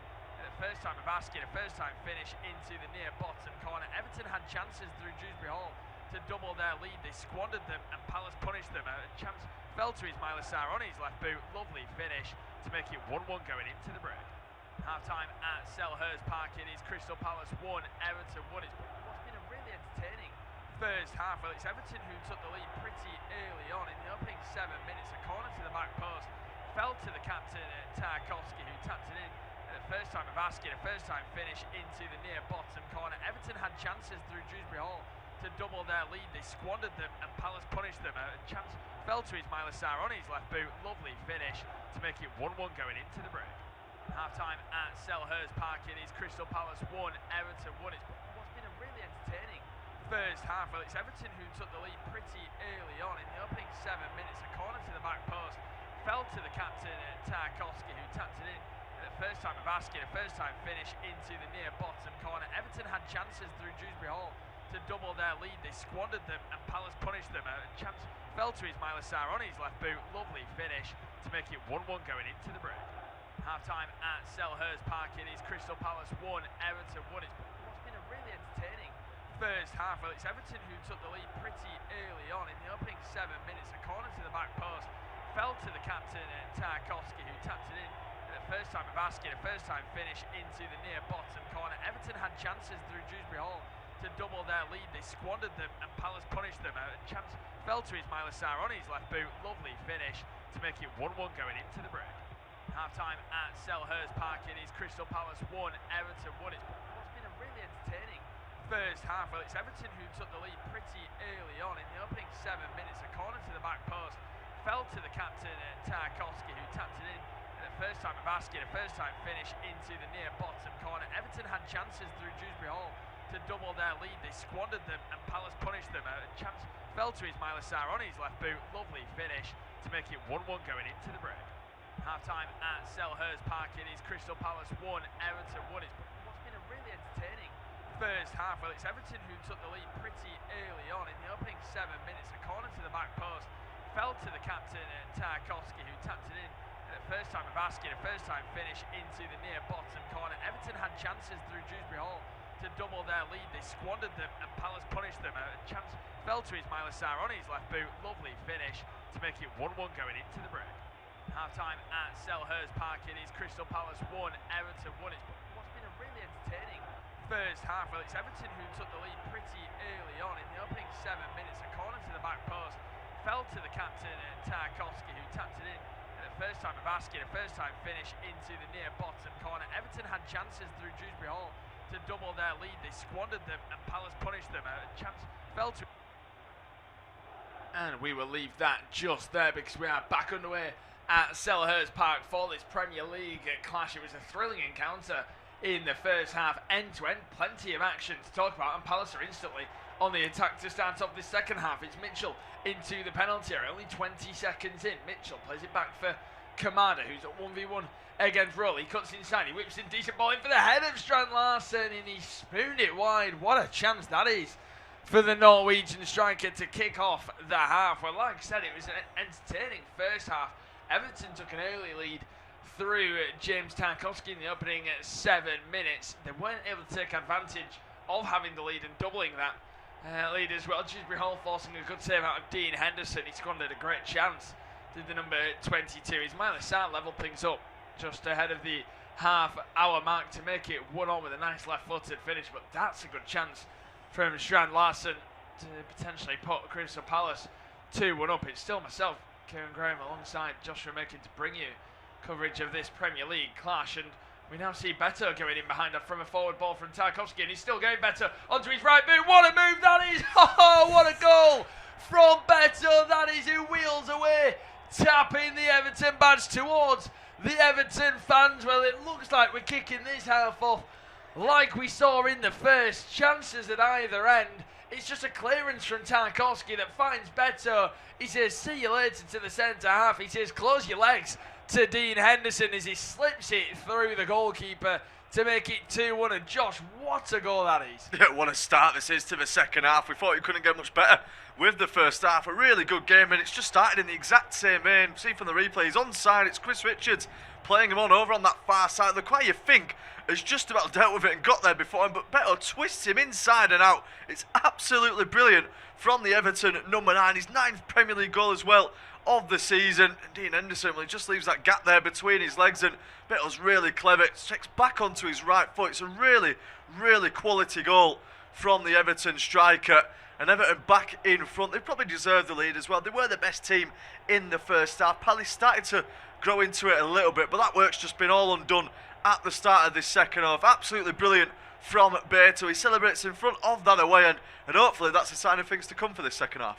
Unbelievable from Beto. You're going to struggle to find just a better pure number 9 goal than that. I mean, the skill, he just says move to Lacroix. He's too strong for him. Lacroix gets back up and then he sends him the other way. I mean, it's unbelievable from Beto. It truly is.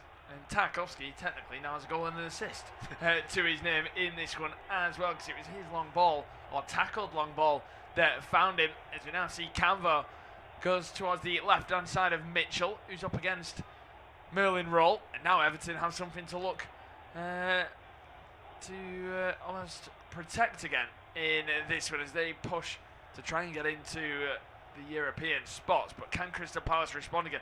And it all comes from that Strand Larsen chance as well. Yeah, it does. I mean, we didn't even really get time to properly look at that chance for Strand Larsen, who's just unmarked inside the box. And a player of that ability, a player that's commanded that sort of transfer fee in the January window, you expect him to do better in that situation. At least on target in testing out Jordan Pickford. Doesn't manage it in the end, and sort of sums it up really for Strand Larsen since coming to Crystal Palace. Don't think he's quite hit the heights they expected, but it's Kamada. Here's Kamada, cuts inside, good challenge in from Dewsbury Hall, and his role on the counter-attack. He's got options ahead in better, goes to the left-hand side instead for Dewsbury Hall, almost intercepted by Wharton, but ricochets back towards James Garner, who just wants a bit more movement from his fellow teammates. But what a time Everton are having in the second half as well, and they're starting the first half so quick as well.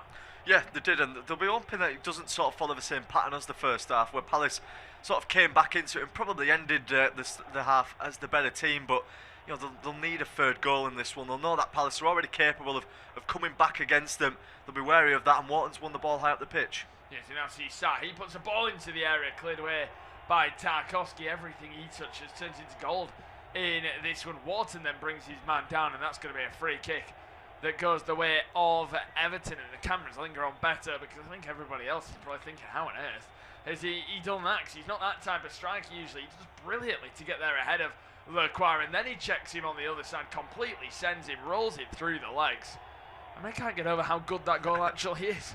It's so unexpected as well, isn't it, from Beto? It's not the type of goal you associate a player like that with scoring. You think of him, you know, maybe getting a bit more of poachers, those sort of goals, chances with his head as well. Not the sort of goal where he sort of moves onto his right foot like that and then buries it past the goalkeeper. He's now Everton's top scorer in the Premier League. He goes ahead of Kieran Dewsbury Hall, who's on 8, one ahead of Tieno Barry as well, who was sort of making a case for being the starting striker for Everton, but Beto's just gone and answered all those questions now.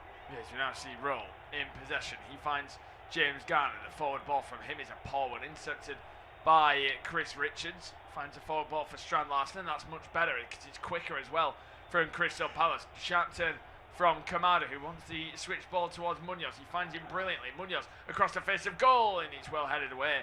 Only as far as Canvo, who hits it from distance, and that is terrible. Completely slices through it. He puts it so far wide that it's like the Irabunum chance in the first half. Almost goes out for a throw-in. Yeah, a proper centre-half finish. Yeah, well, Oliver Glasner applauds his team. I'm not sure he's applauding that effort there from JD Campbell. That is a pretty terrible effort from the centre-back. I mean, you can see it coming a mile off, can't you, there? He sees his name up in lights. He runs onto it, hoping to absolutely arrow one into the top corner. Doesn't connect with it right at all. It's just a typical centre-back going for the shot from about 35 yards, and it's never near the goal in the end. Yes, you now see here free kick goes the way of Everton. Pretty central, maybe just a bit too far out. If you've got a really good free kick taker, this would be a good opportunity. You think Dominic Szoboszlai would love a free kick in this position. It's Kamada, the man that's giving it away, so we wait for this to be taken. No other goals to bring you in this second half in the Premier League. There's been 2 goals already in the League 2 playoff game in the opening 10 minutes. 1-1 between Grimsby and Salford. It's Dewsbury Hall and James Garner, the players over this free kick, as Dean Henderson's just trying to line up his wall. As James Garner's the man placing it, he would be the one you'd expect to take it. I don't know. It's going to be a tricky one with it being a little bit further out. But like we said, very central. We've seen players definitely strike them from here. I'd be surprised if Garner doesn't. He's probably going to try go with the laces a little bit. Seems a bit almost Cristiano Ronaldo. He run up and he hits it and he swerves, and it's a great save from Dean Henderson. Now that would have been an absolute worldie from James Garner, because he catches it sweet, doesn't he? It just skims off the head of Strand Larsen as well. So great goalkeeping from Dean Henderson, because he has to react, and it goes for a corner. Yeah, Dean Henderson has done absolutely exceptionally with that free kick there. You are right, it does take a little bit of a touch off the head of Jorgen Strand Larsen, and it almost completely wrong foots him. He just perfectly at the right time to send that one over the bar. Great hit from Garner, and Everton now with a corner. Yeah, corner whipped in towards the back post again. Tarkowski wins the header again, but Wharton clears his lines. It's going to go for a free kick for Crystal Palace, and I think Ismail Assar's making the point that how is that not a yellow card, and the referee's just having to tell Chris Richards to calm down a little bit. He's been lenient with the yellow cards. It was Tarkowski again. I think that may be the point as well. He's had a couple himself in this one. Yeah, he has. He's not found himself in the book just yet. There's only been 2 yellow cards in this game. They have both gone for Everton players, but the team just all over the back of the heels. I'm showing another replay of that save from Dean Henderson. It's a wonderful stopper. Of course, he'll still feel he's battling Jordan Pickford for that #1 spot for the World Cup. It feels like Pickford has that nailed down. He always has done ever since he's played for England under Southgate. But now here's Everton with a chance. Yeah, and it's a poor ball from Njai. Goes for another corner. Great pressing though from Everton. Crystal Palace trying to play out from the back, and Everton just win it off them, and it's Beto who was just stronger than Chris Richards again. Not a great ball from Njai, but they do win a corner, and Everton are all over them. Yeah, there's no need for them to play it like that, Palace there. I mean, they're just getting themselves into trouble. There's two Everton players over in that far corner of the pitch pressing Chris Richards into oblivion. It's just risky from Lacroix, and it almost results in a goal there. It might still do at this set-piece chance. We've already seen how dangerous Everton have been from them. They've scored from one already in this game. And what can they do with this one? Yes, now see this corner whipped in by Garnett towards the front post. It's a poor one. Headed away by Johnson, and then it's going to be cleared by Lacroix. Intercepted though by Irabunam, and here come Everton once again. It's going to be Garner on the left. He finds Merlin Roll, who's with James Garner in Njai on the touchline up against Munoz. He finds Garner with a nice little check back pass. Merlin Roll all the way back to Irabunam, and now it's very central, just ahead of the halfway line for Mikalenko as Everton are forced all the way back. Now it's going to be on the left hand side again. Garner is going to open it up. He whips it into the penalty area. It's just overhit for the head of Beto. Goes into the hands of Dean Henderson. Well, every time Everton come forwards in the second half, they look like creating a chance. Yeah, they look like scoring every time, don't they? It's been a really good start to the half for them. Much like the first half, they'll again just be thinking, can we get a third goal and get a 2-goal cushion and make ourselves really comfortable. It's brilliant from James Garner. Can see exactly what he's trying to do. He's really unlucky with the delivery in the end. That Bell just can't quite get onto the end of it. But yeah, Everton played some really nice stuff. Yes, you now see Canvo in possession. He's going to play it to the left-hand side for Mitchell, who's going to look to get the better of Roll. Mitchell still going himself, and then he checks back. Roll brings him down, and it's going to be a free kick. And Merlin Roll can't believe the fact that the free kick's being given. Maybe making the point for a yellow card again. That's never a yellow card, but I think Mitchell may be looking for that a little bit more. Yeah, he just leaves that left boot out, doesn't he? Yeah, he does. He knows what he's doing there. Tyreek Mitchell is still a foul because Roll has brought him down in the end. It's never a yellow card, though, in that situation, as the Palace fans behind the goal are asking for. It's probably just a free kick, and now a chance for Palace to try and respond. They've been heavily under the cosh in this second half. They could go and score now, though, and get back on level terms. Yeah, Brennan Johnson, the man over this free kick, ready to whip this one in. Brennan Johnson, the man over it. He's been on all the set pieces, it feels so far. Some very good, some poor. This one is hung up towards the back post, and there's the head of Chris Richards. Well saved by Jordan Pickford. Chris Richards had a couple of chances, hasn't he, in this game, and Pickford launched it out towards Dewsbury Hall, who's in on goal, and what a move this is. Dewsbury Hall looks to take it round the goalkeeper, and it's good hands from Dean Henderson. It falls out of his hands in the end, and Mitchell can take it away. Well, what a throw from Dean Henderson, from Jordan Pickford. And Dewsbury Hall through on goal again just makes a mess of it. Yeah, we're almost talking about assist of the season, aren't we, there, from Jordan Pickford. That is an unbelievable throw from England's number one. And Dewsbury Hall, he's had that opportunity a few times now in this game. He just can't quite break away, can he, from those Crystal Palace defenders. They're just at his heels, and in the end he actually tries to go round Dean Henderson, but by the time he's there, there's another player back, and it gets all a bit messy there for Kiernan Dewsbury Hall. The Palace players make it so hard for him. He does everything he can, just hasn't got that pace to break away from the defenders and get his shot on goal. And in the end, Palace just about surviving. Yeah, exactly that. As we now see Brennan Johnson checks back for Kamada. He's got options to the left-hand side. Roll steps in, and it's a good footing as well as it goes out for a throw-in. Just seeing it back now. What a launch that is. It couldn't have been more perfect. It's a great first touch as well, but he just has to shoot. He takes the touch to try and take it round him. He's not got the pace to do that, Dewsbury Hall. I don't know why on earth he's not shot. Dean Henderson was so far off his line as well. Yeah, it's impressive from Tyreek Mitchell as well. You've got to give credit to the defender there for the sort of recovery run that he makes. He just probably does enough to put Dewsbury Hall off in the end, who, you are right, needs to take that shot on a little bit earlier. Can't quite do it in the end, though. That's a big chance gone missing again for Everton. As you now see Lacroix. He's going to play it to the right-hand side with Munoz. Up towards Strand Larson. Plays it back for Adam Everton. 4 on target themselves. An entertaining game with plenty of chances. We've not really hit a completely slow phase of this game, have we, as we approach the hour mark? It's pretty impressive. So one of these sides aren't really playing for anything. Aston Villa have taken the lead away at Burnley. After they made it 1-1 in the first half through Ross Barkley, just trying to solidify their place. And Jordan Pickford almost got an assist moments ago. Well, Emi Martinez has just got an assist for Aston Villa. It's Ollie Watkins with the goal, which probably means he's just booted it long. He's got it behind, and Ollie Watkins has scored. But yeah, he had one ruled out earlier on, but he's on a great bit of form as we approach the 59th minute of this one. Strand Larsen wins his header. I wonder how long it is till we see some changes for Crystal Palace. Wharton on the attack, pins it up onto his left. He finds Kamada going into the penalty area. He goes for goal. That's never on, is it?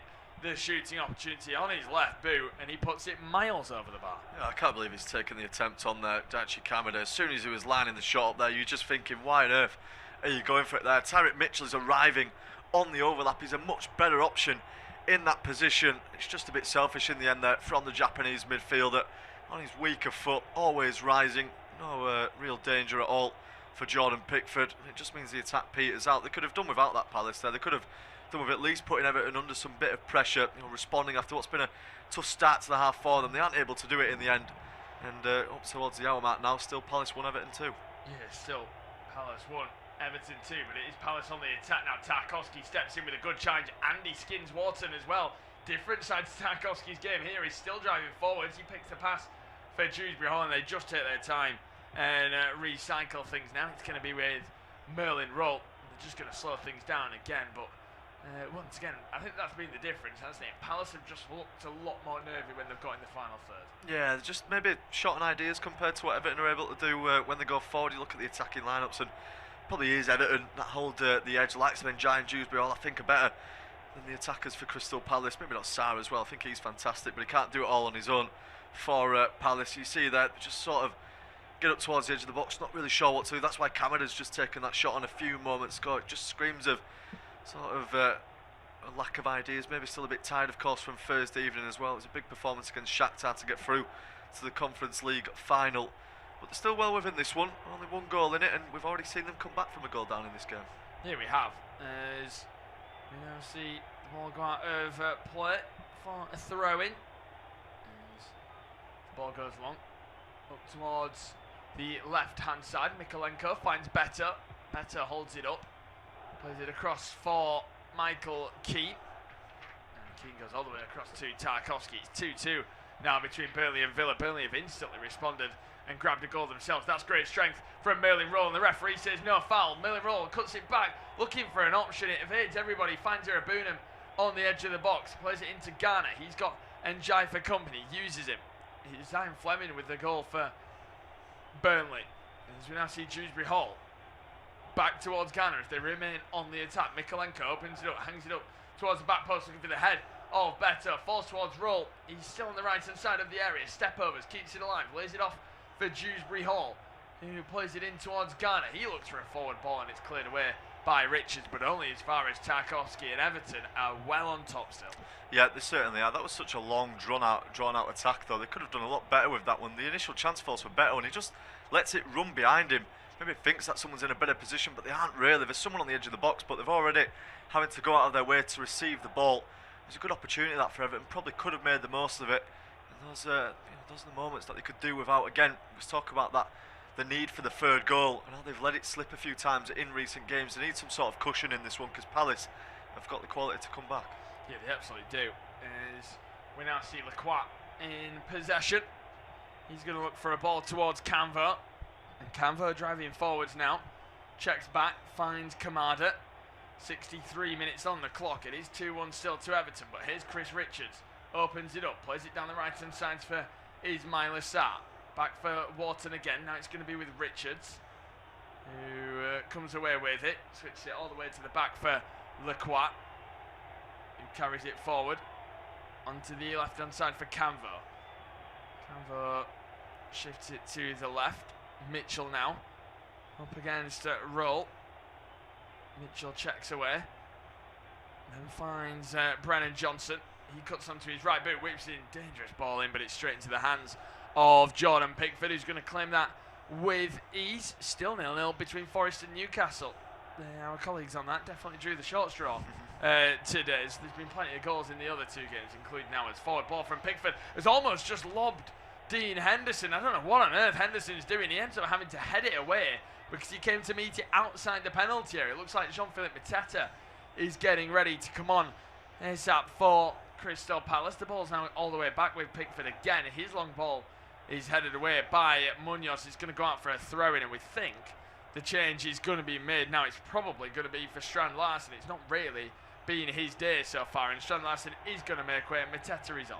Yeah, no surprise to see it as well. He's had that one chance, hasn't he, at the start of the half, Jorgen Strand Larsen, but another quiet game really for the Norwegian. It feels like he's just sort of losing that starting striker spot to Jean-Philippe Mateta, who of course looked like he was on his way to Milan in the January window. He's come back at Palace and started to get amongst the goals again. It'll probably be more of a threat up front, you'd feel, for the rest of this game, so Everton going to have to manage him carefully.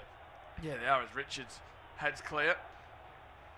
Once again, he's had a busy game, Chris Richards, hasn't he? It felt like he's had a lot of defending to do, He's had 2 chances, of course, as well. And of course, there's a big game coming up at half-4, which myself and Josh will be covering as well on this service. That's against West Ham.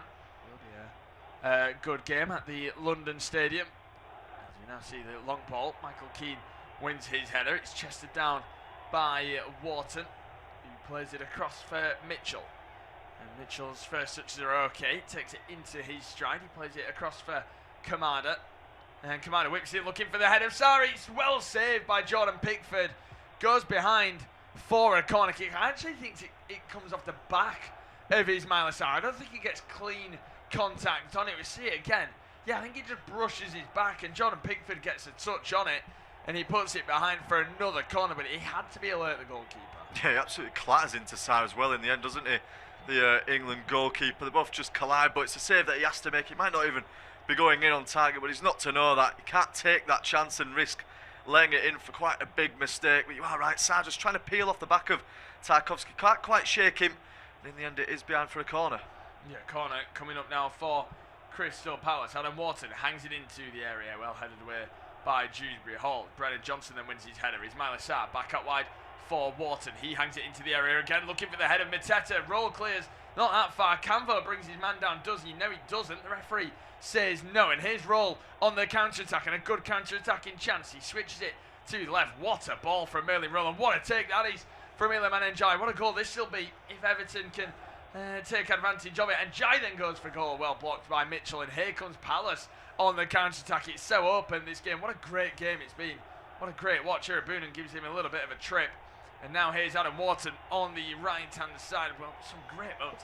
I've been impressed with Merlin Roll again in this one. Yeah, he's really taking his chances, isn't he, so far for Everton. And this sort of run of games that he's had from David Moyes. Thought he was great against City. He's been great again today. He's a real sort of nuisance down that right-hand side. Can defend really nicely, but he's got the pace and ability just to drive up the pitch and relieve the pressure for Everton. It's crucial in moments like these when you are defending that lead. It's sort of following the same pattern as the first half, though. Everton with a quick start, getting a goal, not quite capitalising on it and putting more past Crystal Palace, not putting them to the sword, and now the home side starting to get themselves on top a little bit.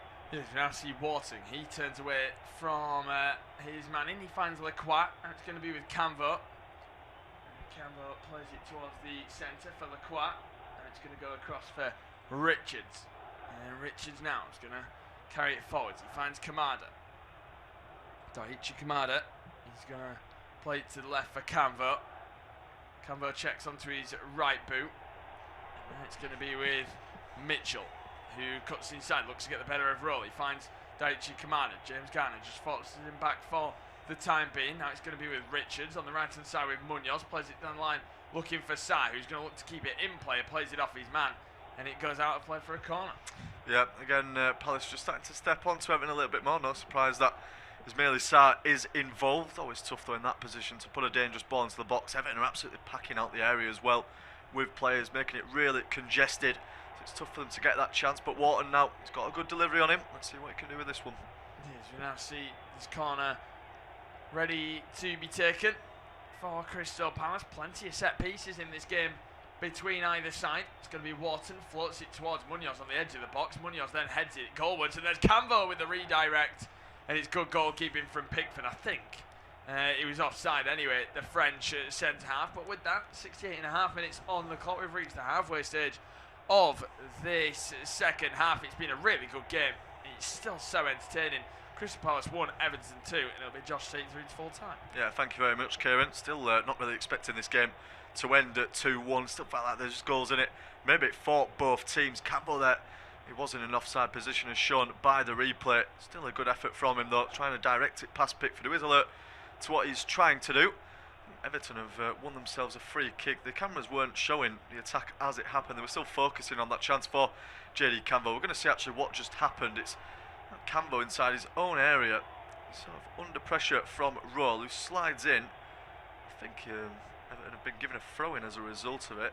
Palace wanted the throw-in for themselves, but no, it's going to go the way of the away side. Bit of a discussion happening over who should have got that one, but in the end it is Everton. They are going to make their first change of the game now as well. It's going to be one of the goal scorers, Beto. I mean, what a goal it was as well. We've already sung his praises for the piece of skill that he showed just to check it away from Maxim Leclerc. It's put Everton 2-1 up in this game. It's going to be the like-for-like swap as well that we've seen quite a few occasions this season. Beto coming off for Thierry Barrett, fresh off those heroics against Manchester City at the Hill Dickinson Stadium last time out, and the Frenchman is going to get his chance. Yeah, he is, and he took his chance, didn't he? When he played against Manchester City, yes, he got almost gifted a goal in that one by Mike Gay, but yeah, I'm still yet to be convinced by Thierry Barry when I see him play regularly. Tarkowski looking for a headed flick on. There is Barry, it's still in there. Tarkowski looks towards Dewsbury Hall, but it's cleared away. But yeah, he'll be looking for a big impact. Certainly will. We're into the final 20 minutes now as well of this game at Selhurst Park. Just a quick look at the standings really and where this leaves both teams. Everton moving up into 9th position ahead of Chelsea. Of course, couldn't take 3 points against Liverpool at Anfield. Everton now on 51 points, the same as Brentford. Just a marginally smaller goal difference. They're 2 points off of Brighton in 7th, 4 points off of Bournemouth, so it's going to be a big ask for them to get into European places. They'll have to win the remaining games and up for a few slip-ups from the teams above. As for Crystal Palace, they're down in 16th place as it stands, 6 clear of West Ham United. We'll have a game in hand as well at Will Palace after this game week. Wharton, nice ball out towards Munoz, who takes it down on his right foot. Back inside now for Wharton, chips it to the far post where Mitchell wants to try and get on the end of it. There's too much on it though from the England midfielder. And they will happily see that one behind for a goal kick. Oliver Glasner starting to look a little bit more frustrated and animated. Goes against his comments as well that he made in the press conference, where he basically just said, you know, I'm only bothered about the Conference League final now. I'm not really too bothered about what happens in the Premier League. They think they're safe, and rightly so. Yeah, exactly. They are safe, aren't they? Crystal Palace, and for the Conference League final, that's what's so important, isn't it? To make sure they can come through that with flying colours and get a European trophy, which would be their 3rd trophy in 12 months, which is just insane. The FA Cup, Community Shield, of course, and then that one. But of course, a massive game for Everton today as well. Like we said, as it stands, they jump up into 9th place on 51 points, joint with Brentford in 8th. Only 2 points off Brighton as well, so it's going to be an entertaining end to the season for those European spots, with Everton having 2 games remaining, which still think are winnable as well in that sense. I know they go away from home to Tottenham on the last day, and then they're at home to Sunderland, who have nothing to play for, of course, in the next one. So yeah, very winnable games. Yeah, they certainly are, and a good chance for Everton to have the perfect end to what's been a positive season, hasn't it, under David Moyes. It's had its sort of down moments at times, but overall I think Everton fans will be happy with the progress that their side have made. It beats the sort of last few seasons where they've sort of flirted with the relegation battle at points. Miles clear of it this time.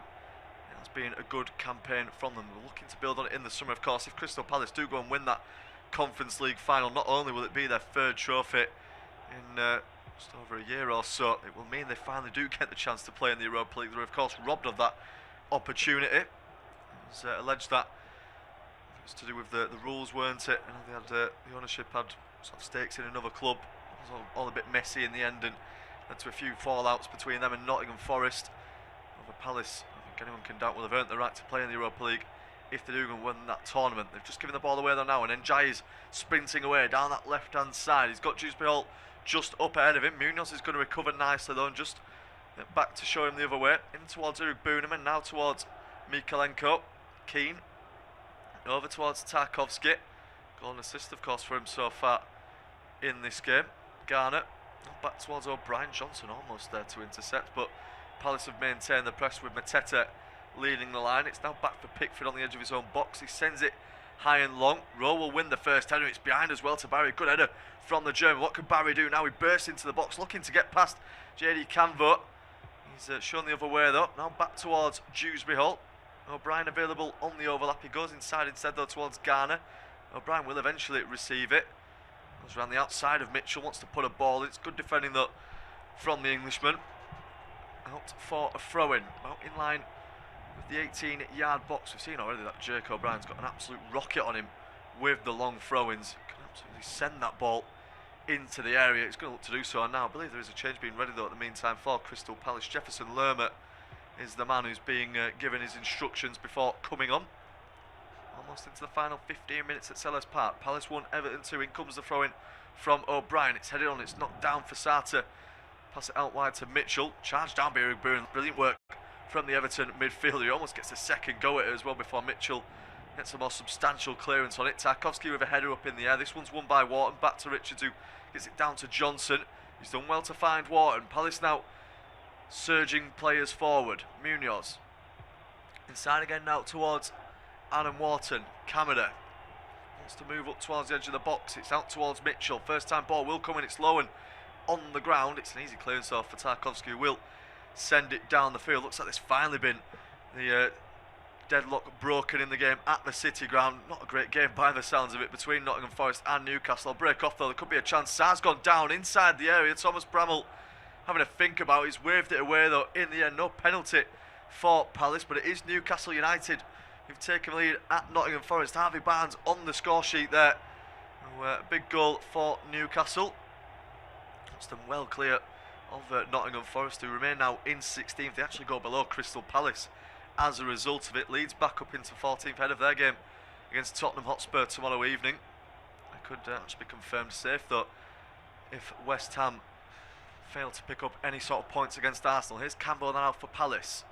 Up towards the edge of the box, spreading it out wide for Tyreek Mitchell. Wants to have a go at Roll. He's going to get down the outside, pulls it across as well. Could be a chance for Sarr. Mateta! And he's found the back of the net. Jordan Pickford absolutely furious with his defenders, but Jean-Philippe Mateta once again on the score sheet. The Frenchman sending his shot into the roof of the net, and once more we're level at Selhurst Park. That's so poor from Everton. They had to hold on to that lead, didn't they? And they've thrown away a lead once again, and it's the substitute Jean-Philippe Mateta once more after they just had a bit of a pen shout moments before. It's just Mitchell on the left-hand side gets the better of Roll, cuts it back. It's terrible defending. They're all just stood watching. I mean, Tarkowski, Keener, Aboonham, they all watched this really slow pass just cut back to the edge of the 6-yard box, rifled into the roof of the net by Jean-Philippe Mateta. It's poor from Everton. They needed to win this game if they wanted a shout of getting Europe. But now it's 2-2 and it's game on in the 77th minute. Yeah, it is. They're just in danger of letting it slip again, aren't they, Everton? Already 4 games without a win. That could become 5 now if they don't manage this, and that would be goodbye to their European chances. If they win, they're still in with a shout, but anything other than 3 points, you think that is them ruled out of it. It's the 13th goal of the season for Jean-Philippe Mateta. He's 11th in the Premier League. He's certainly got back in the good books with those Crystal Palace supporters. And we already said when he came on for Jørgen Strand Larsen that he probably would offer more of a threat up front, and that's exactly what's just happened. He's got them back on level terms. Jefferson Lerma is fully stripped and ready to come on when required, but he's just been told to sit back down on the bench for now, so maybe Oliver Glasner thinking otherwise about making that substitute. Big discussion going on between the assistant coaches and the German, but Everton have got themselves a chance now. Garner threads it through for Barry. It's good skill from the Frenchman out towards Garner, and then Roll just up ahead of him. No support there, so he goes inside to Dewsbury Hall. It's opened up nicely for Everton, and Jai has it. That's a good challenge though from Daniel Munoz. Too strong in the tackle there with Njai. He wins the ball back fairly. It's Richards inside his own box. Thinks about going back towards the goalkeeper instead, out wide towards Munoz, who just about keeps it in. Long clearance into midfield. Garner heads it up in the air. Only towards the feet though of Brennan Johnson and eventually Tyreek Mitchell. 12 minutes left to go at Selhurst Park. Palace 2, Everton 2. Been a fantastic game we've been treated to in South London. Hoping the same goes for the game in East London later on as well. West Ham taking on Arsenal in that massive game in the Premier League. So much at stake as Palace now go forward. Kamada wants the ball out towards Munoz, instead towards Wharton, and now Richards just ahead of them. Munoz over on that right hand side, back towards Richards. Slow build up play from the Eagles. Kamada now for Campbell, who's come up to support the attack.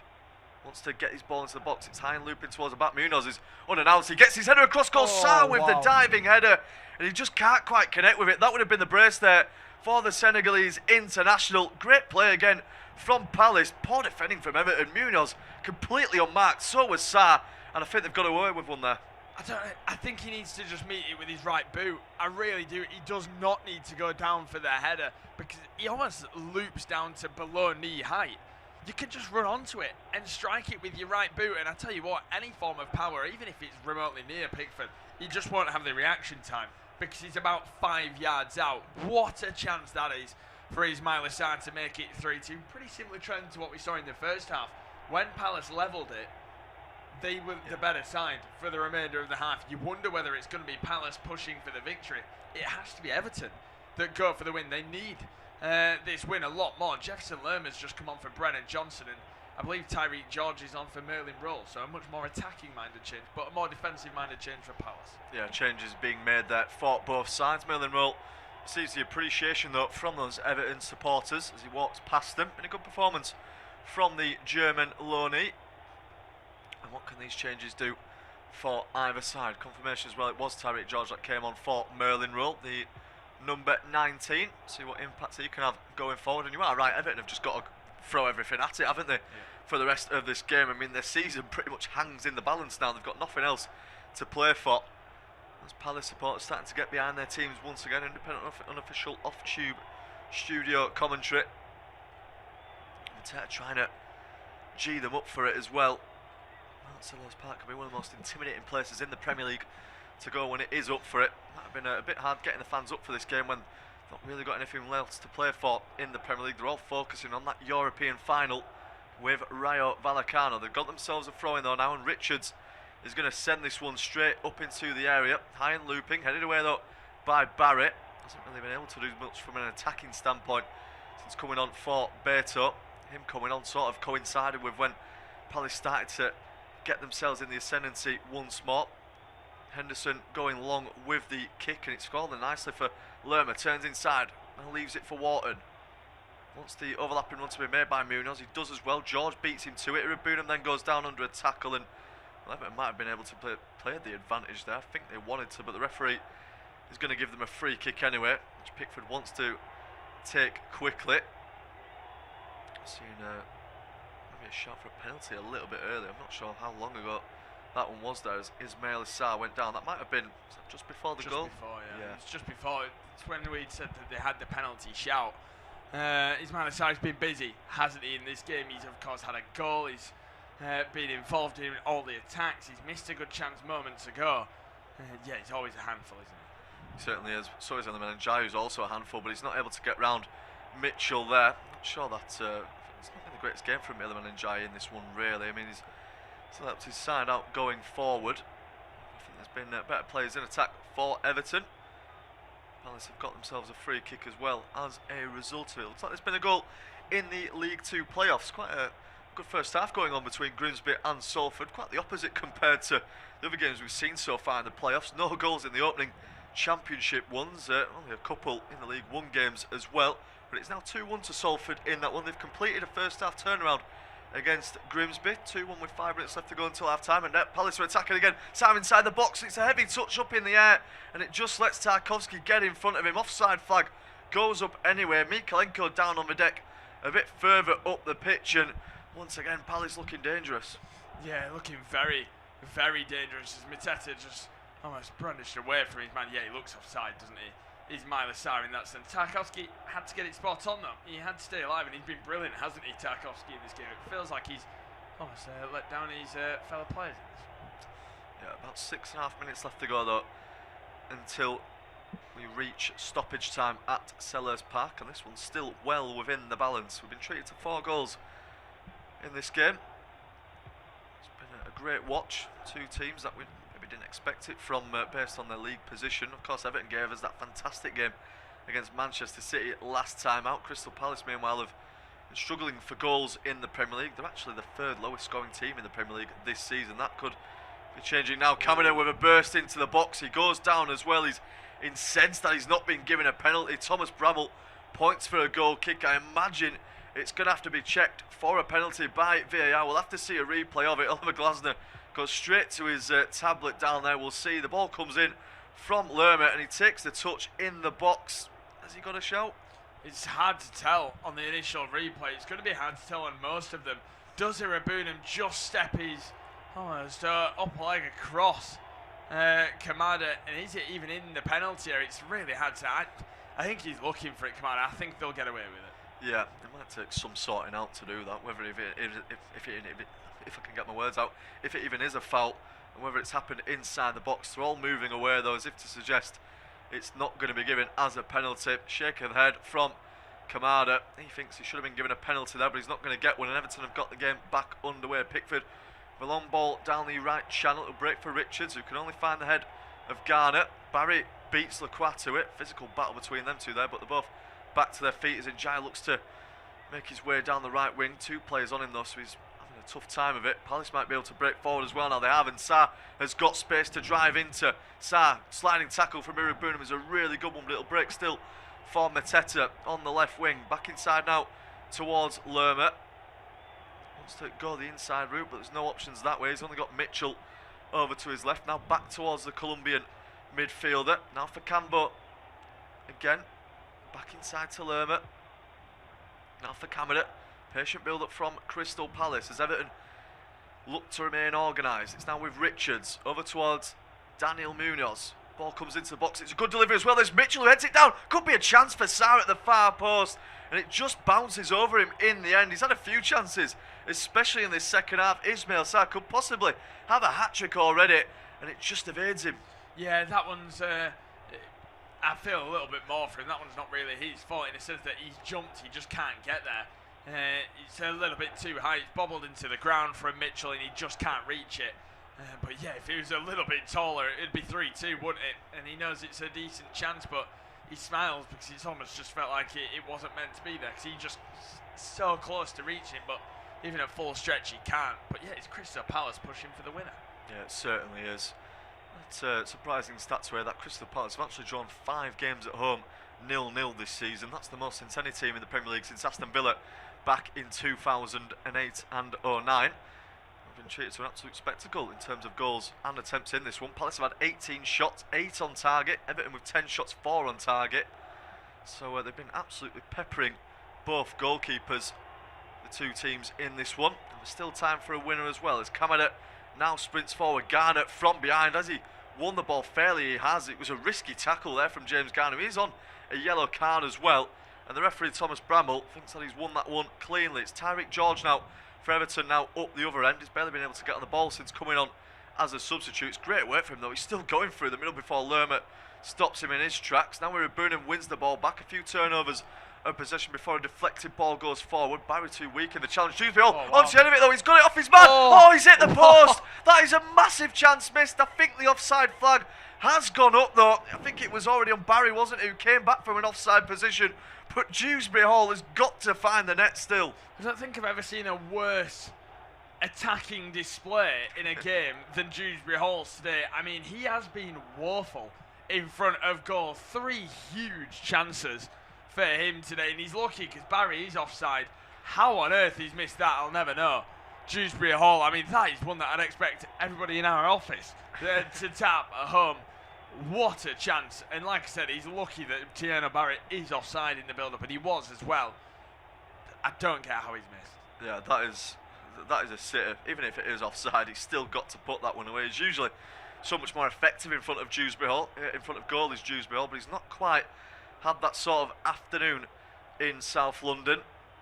Could have easily maybe gone on the score sheet a few times and made this a win for Everton, but it's Palace who still look the more likely despite that big chance for them there. Looks like there's been an equaliser in the game at the City Ground. Nottingham Forest look like they've made it 1-1 against Newcastle. Will confirm the goal score in just a moment as Palace are attacking. Wharton's got no way through, so he slides it out towards Cambo on this near side. Now for Lacroix, we're approaching the final minute of normal time at Selhurst Park, and it's still 2-2. Any side could go on and win this one. Nottingham Forest have scored. It's Elliot Anderson, would you believe, against his former club. The club he came through at academy level. Has already been shown a good reception by those away fans as Kamara swings the ball in. Pickford thinks about coming for it, but it ultimately leaves it, and Bitchell picks it up on the edge of the box now. Turns inside of Njai. Over towards Cambo. Inside towards Wharton. Good turn and drop of the shoulder. Wharton, right-footed shot, and it's just wide of the post in the end. I don't know if that's taken a deflection or if it's a save from Pickford. I think it's just wide for a goal kick in the end on the weak foot there of Adam Wharton, and it didn't look really miles away. Yeah, I wondered whether it hit the post. I think it does. The strike from Adam Wharton. Just seeing it back in as we await to approach the 90th minute. Wharton, he hits it cleanly. Does it strike the post? Yeah, it does. That's what I thought it did, and that's why Pickford celebrates. And he almost, once again, well, I say he celebrates, he's so annoyed with his outfield players because nobody closing down. They've really switched off this second half, Everton. Yeah, it's been a real drop-off, hasn't it? In both halves, they've started absolutely fantastic and then just sort of fallen away and let Palace into it both times. They'll be frustrated by that one because this looks like the European chances finally over with. Just waiting to see now how much additional time is going to be given at the end of this one. Mikalenko with a ball high up into the air. There's activity down on the Everton bench as well, so there might be readying a change late on. Wharton with a ball over the top. Sk can't quite get on to the end of that one. There's too much on it, and it is into the hands of Jordan Pickford. 5 minutes have been added onto the end of this one. It makes sense. We've not had any injuries in this game, thankfully. It has flowed quite nicely. Just had the goals, and that's been the only real stoppages in play. Not really any big VAR checks as Richards heads it forward. Headed down though by Tarkowski for Garner. Wharton winning the ball back though. It's going into the game nicely after a pretty poor start. That's great play from Camber, who sprints forward away from Dewsbury Hall. He's shown the other side though in the end and doesn't really know where to go with it. Now inside towards Adam Wharton. That's a heavy pass though, just I've been praising him, and Iribunen beats Lerma to it. It's Tyreek George now sprinting forward for Everton. Great skill to get around Wharton, and Njai completely free if he can find him. Iliman Njai now in the box, right-footed shot, and he's put it over the bar. That is another big chance for Everton down the other end against the run of play. I think Henderson might have got a touch to it. We'll have to see with the replay to see if it's going to be a corner. I think he has as well. It's a great save from Henderson. It might have been going over anyway, but a big chance missed. It's a good save. I still think it's a poor strike from Njai. It's so central, it's high. You've got to hit it hard and low into one of the corners. And that just sums up Everton in front of goal at times in this game. What a big opportunity for Iliman Njai to win this game later on. There's still a little bit of time. And a corner ready to be whipped in. Yeah, I can see with the reaction there from Njai. He's frustrated. Dewsbury Hall's corner comes in though. It's headed away by Richards. It'll make its way towards Mikalenko. Now back out towards Dewsbury Hall. Nice pass inside for Garner. Dewsbury Hall continues his run. He's found. Ball across the face of goal to Njai. Has to turn back towards Garner. Better ball comes in towards the far post. Keane with the header. It's on target as well towards the near post. But ultimately an easy save for Dean Henderson, who sends it long in search of Kamada.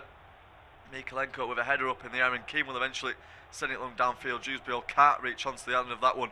Once again, the set piece is almost working for Everton. Yeah, almost causing a chance once again, and a problem once again, which they have done from all the set pieces so far today, but they've only got the one goal from them, and that being that Tarkowski one in the opening 7 minutes. Not long left in this one now. Let's see if we can find a winner.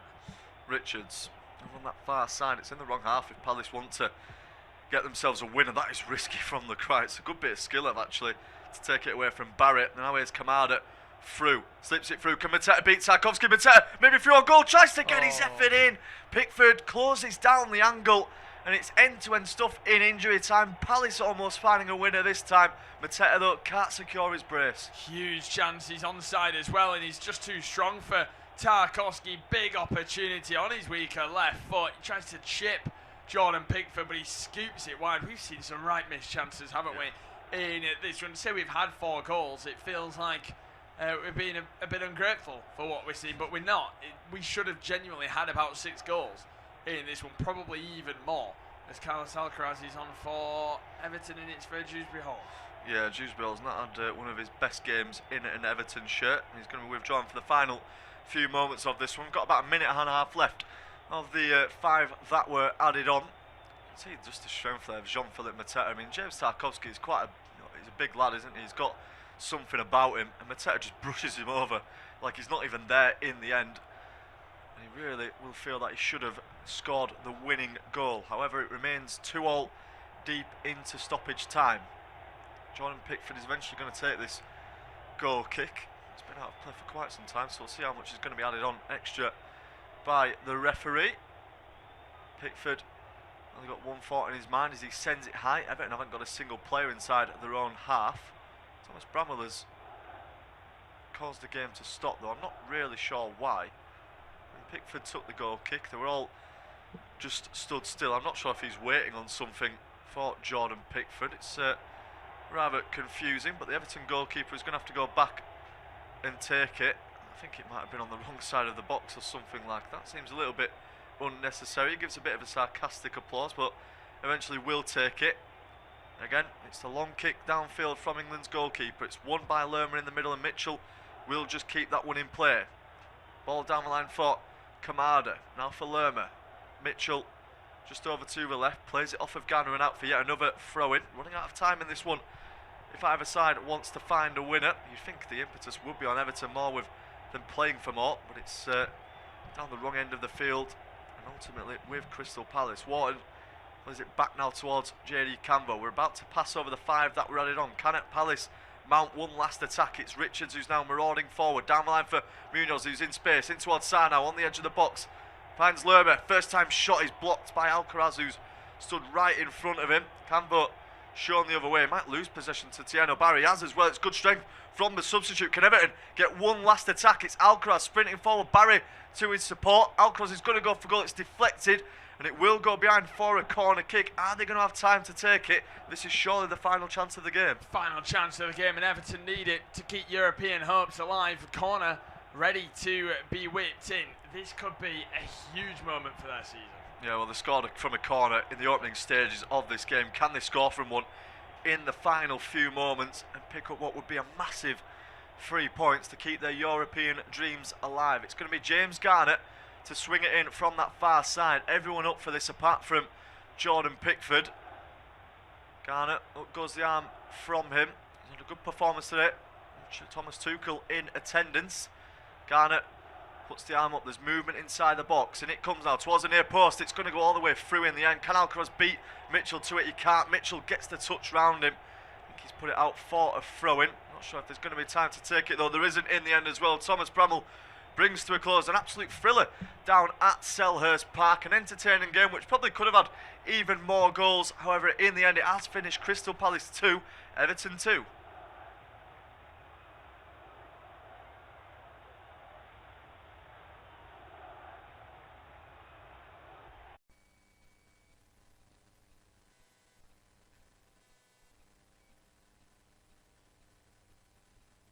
Our next football commentary match is getting ever nearer, so why not take the opportunity of having a bet on the match? Whether you're interested in betting on the match result, the first player to score, the last scorer, correct score, double result, total goals market, handicap betting, or any other of our exciting market, it's fun to be involved. Don't forget, when the match kicks off, you can sit back and enjoy superb independent studio commentary while also enjoying our in-play betting opportunities. Good luck!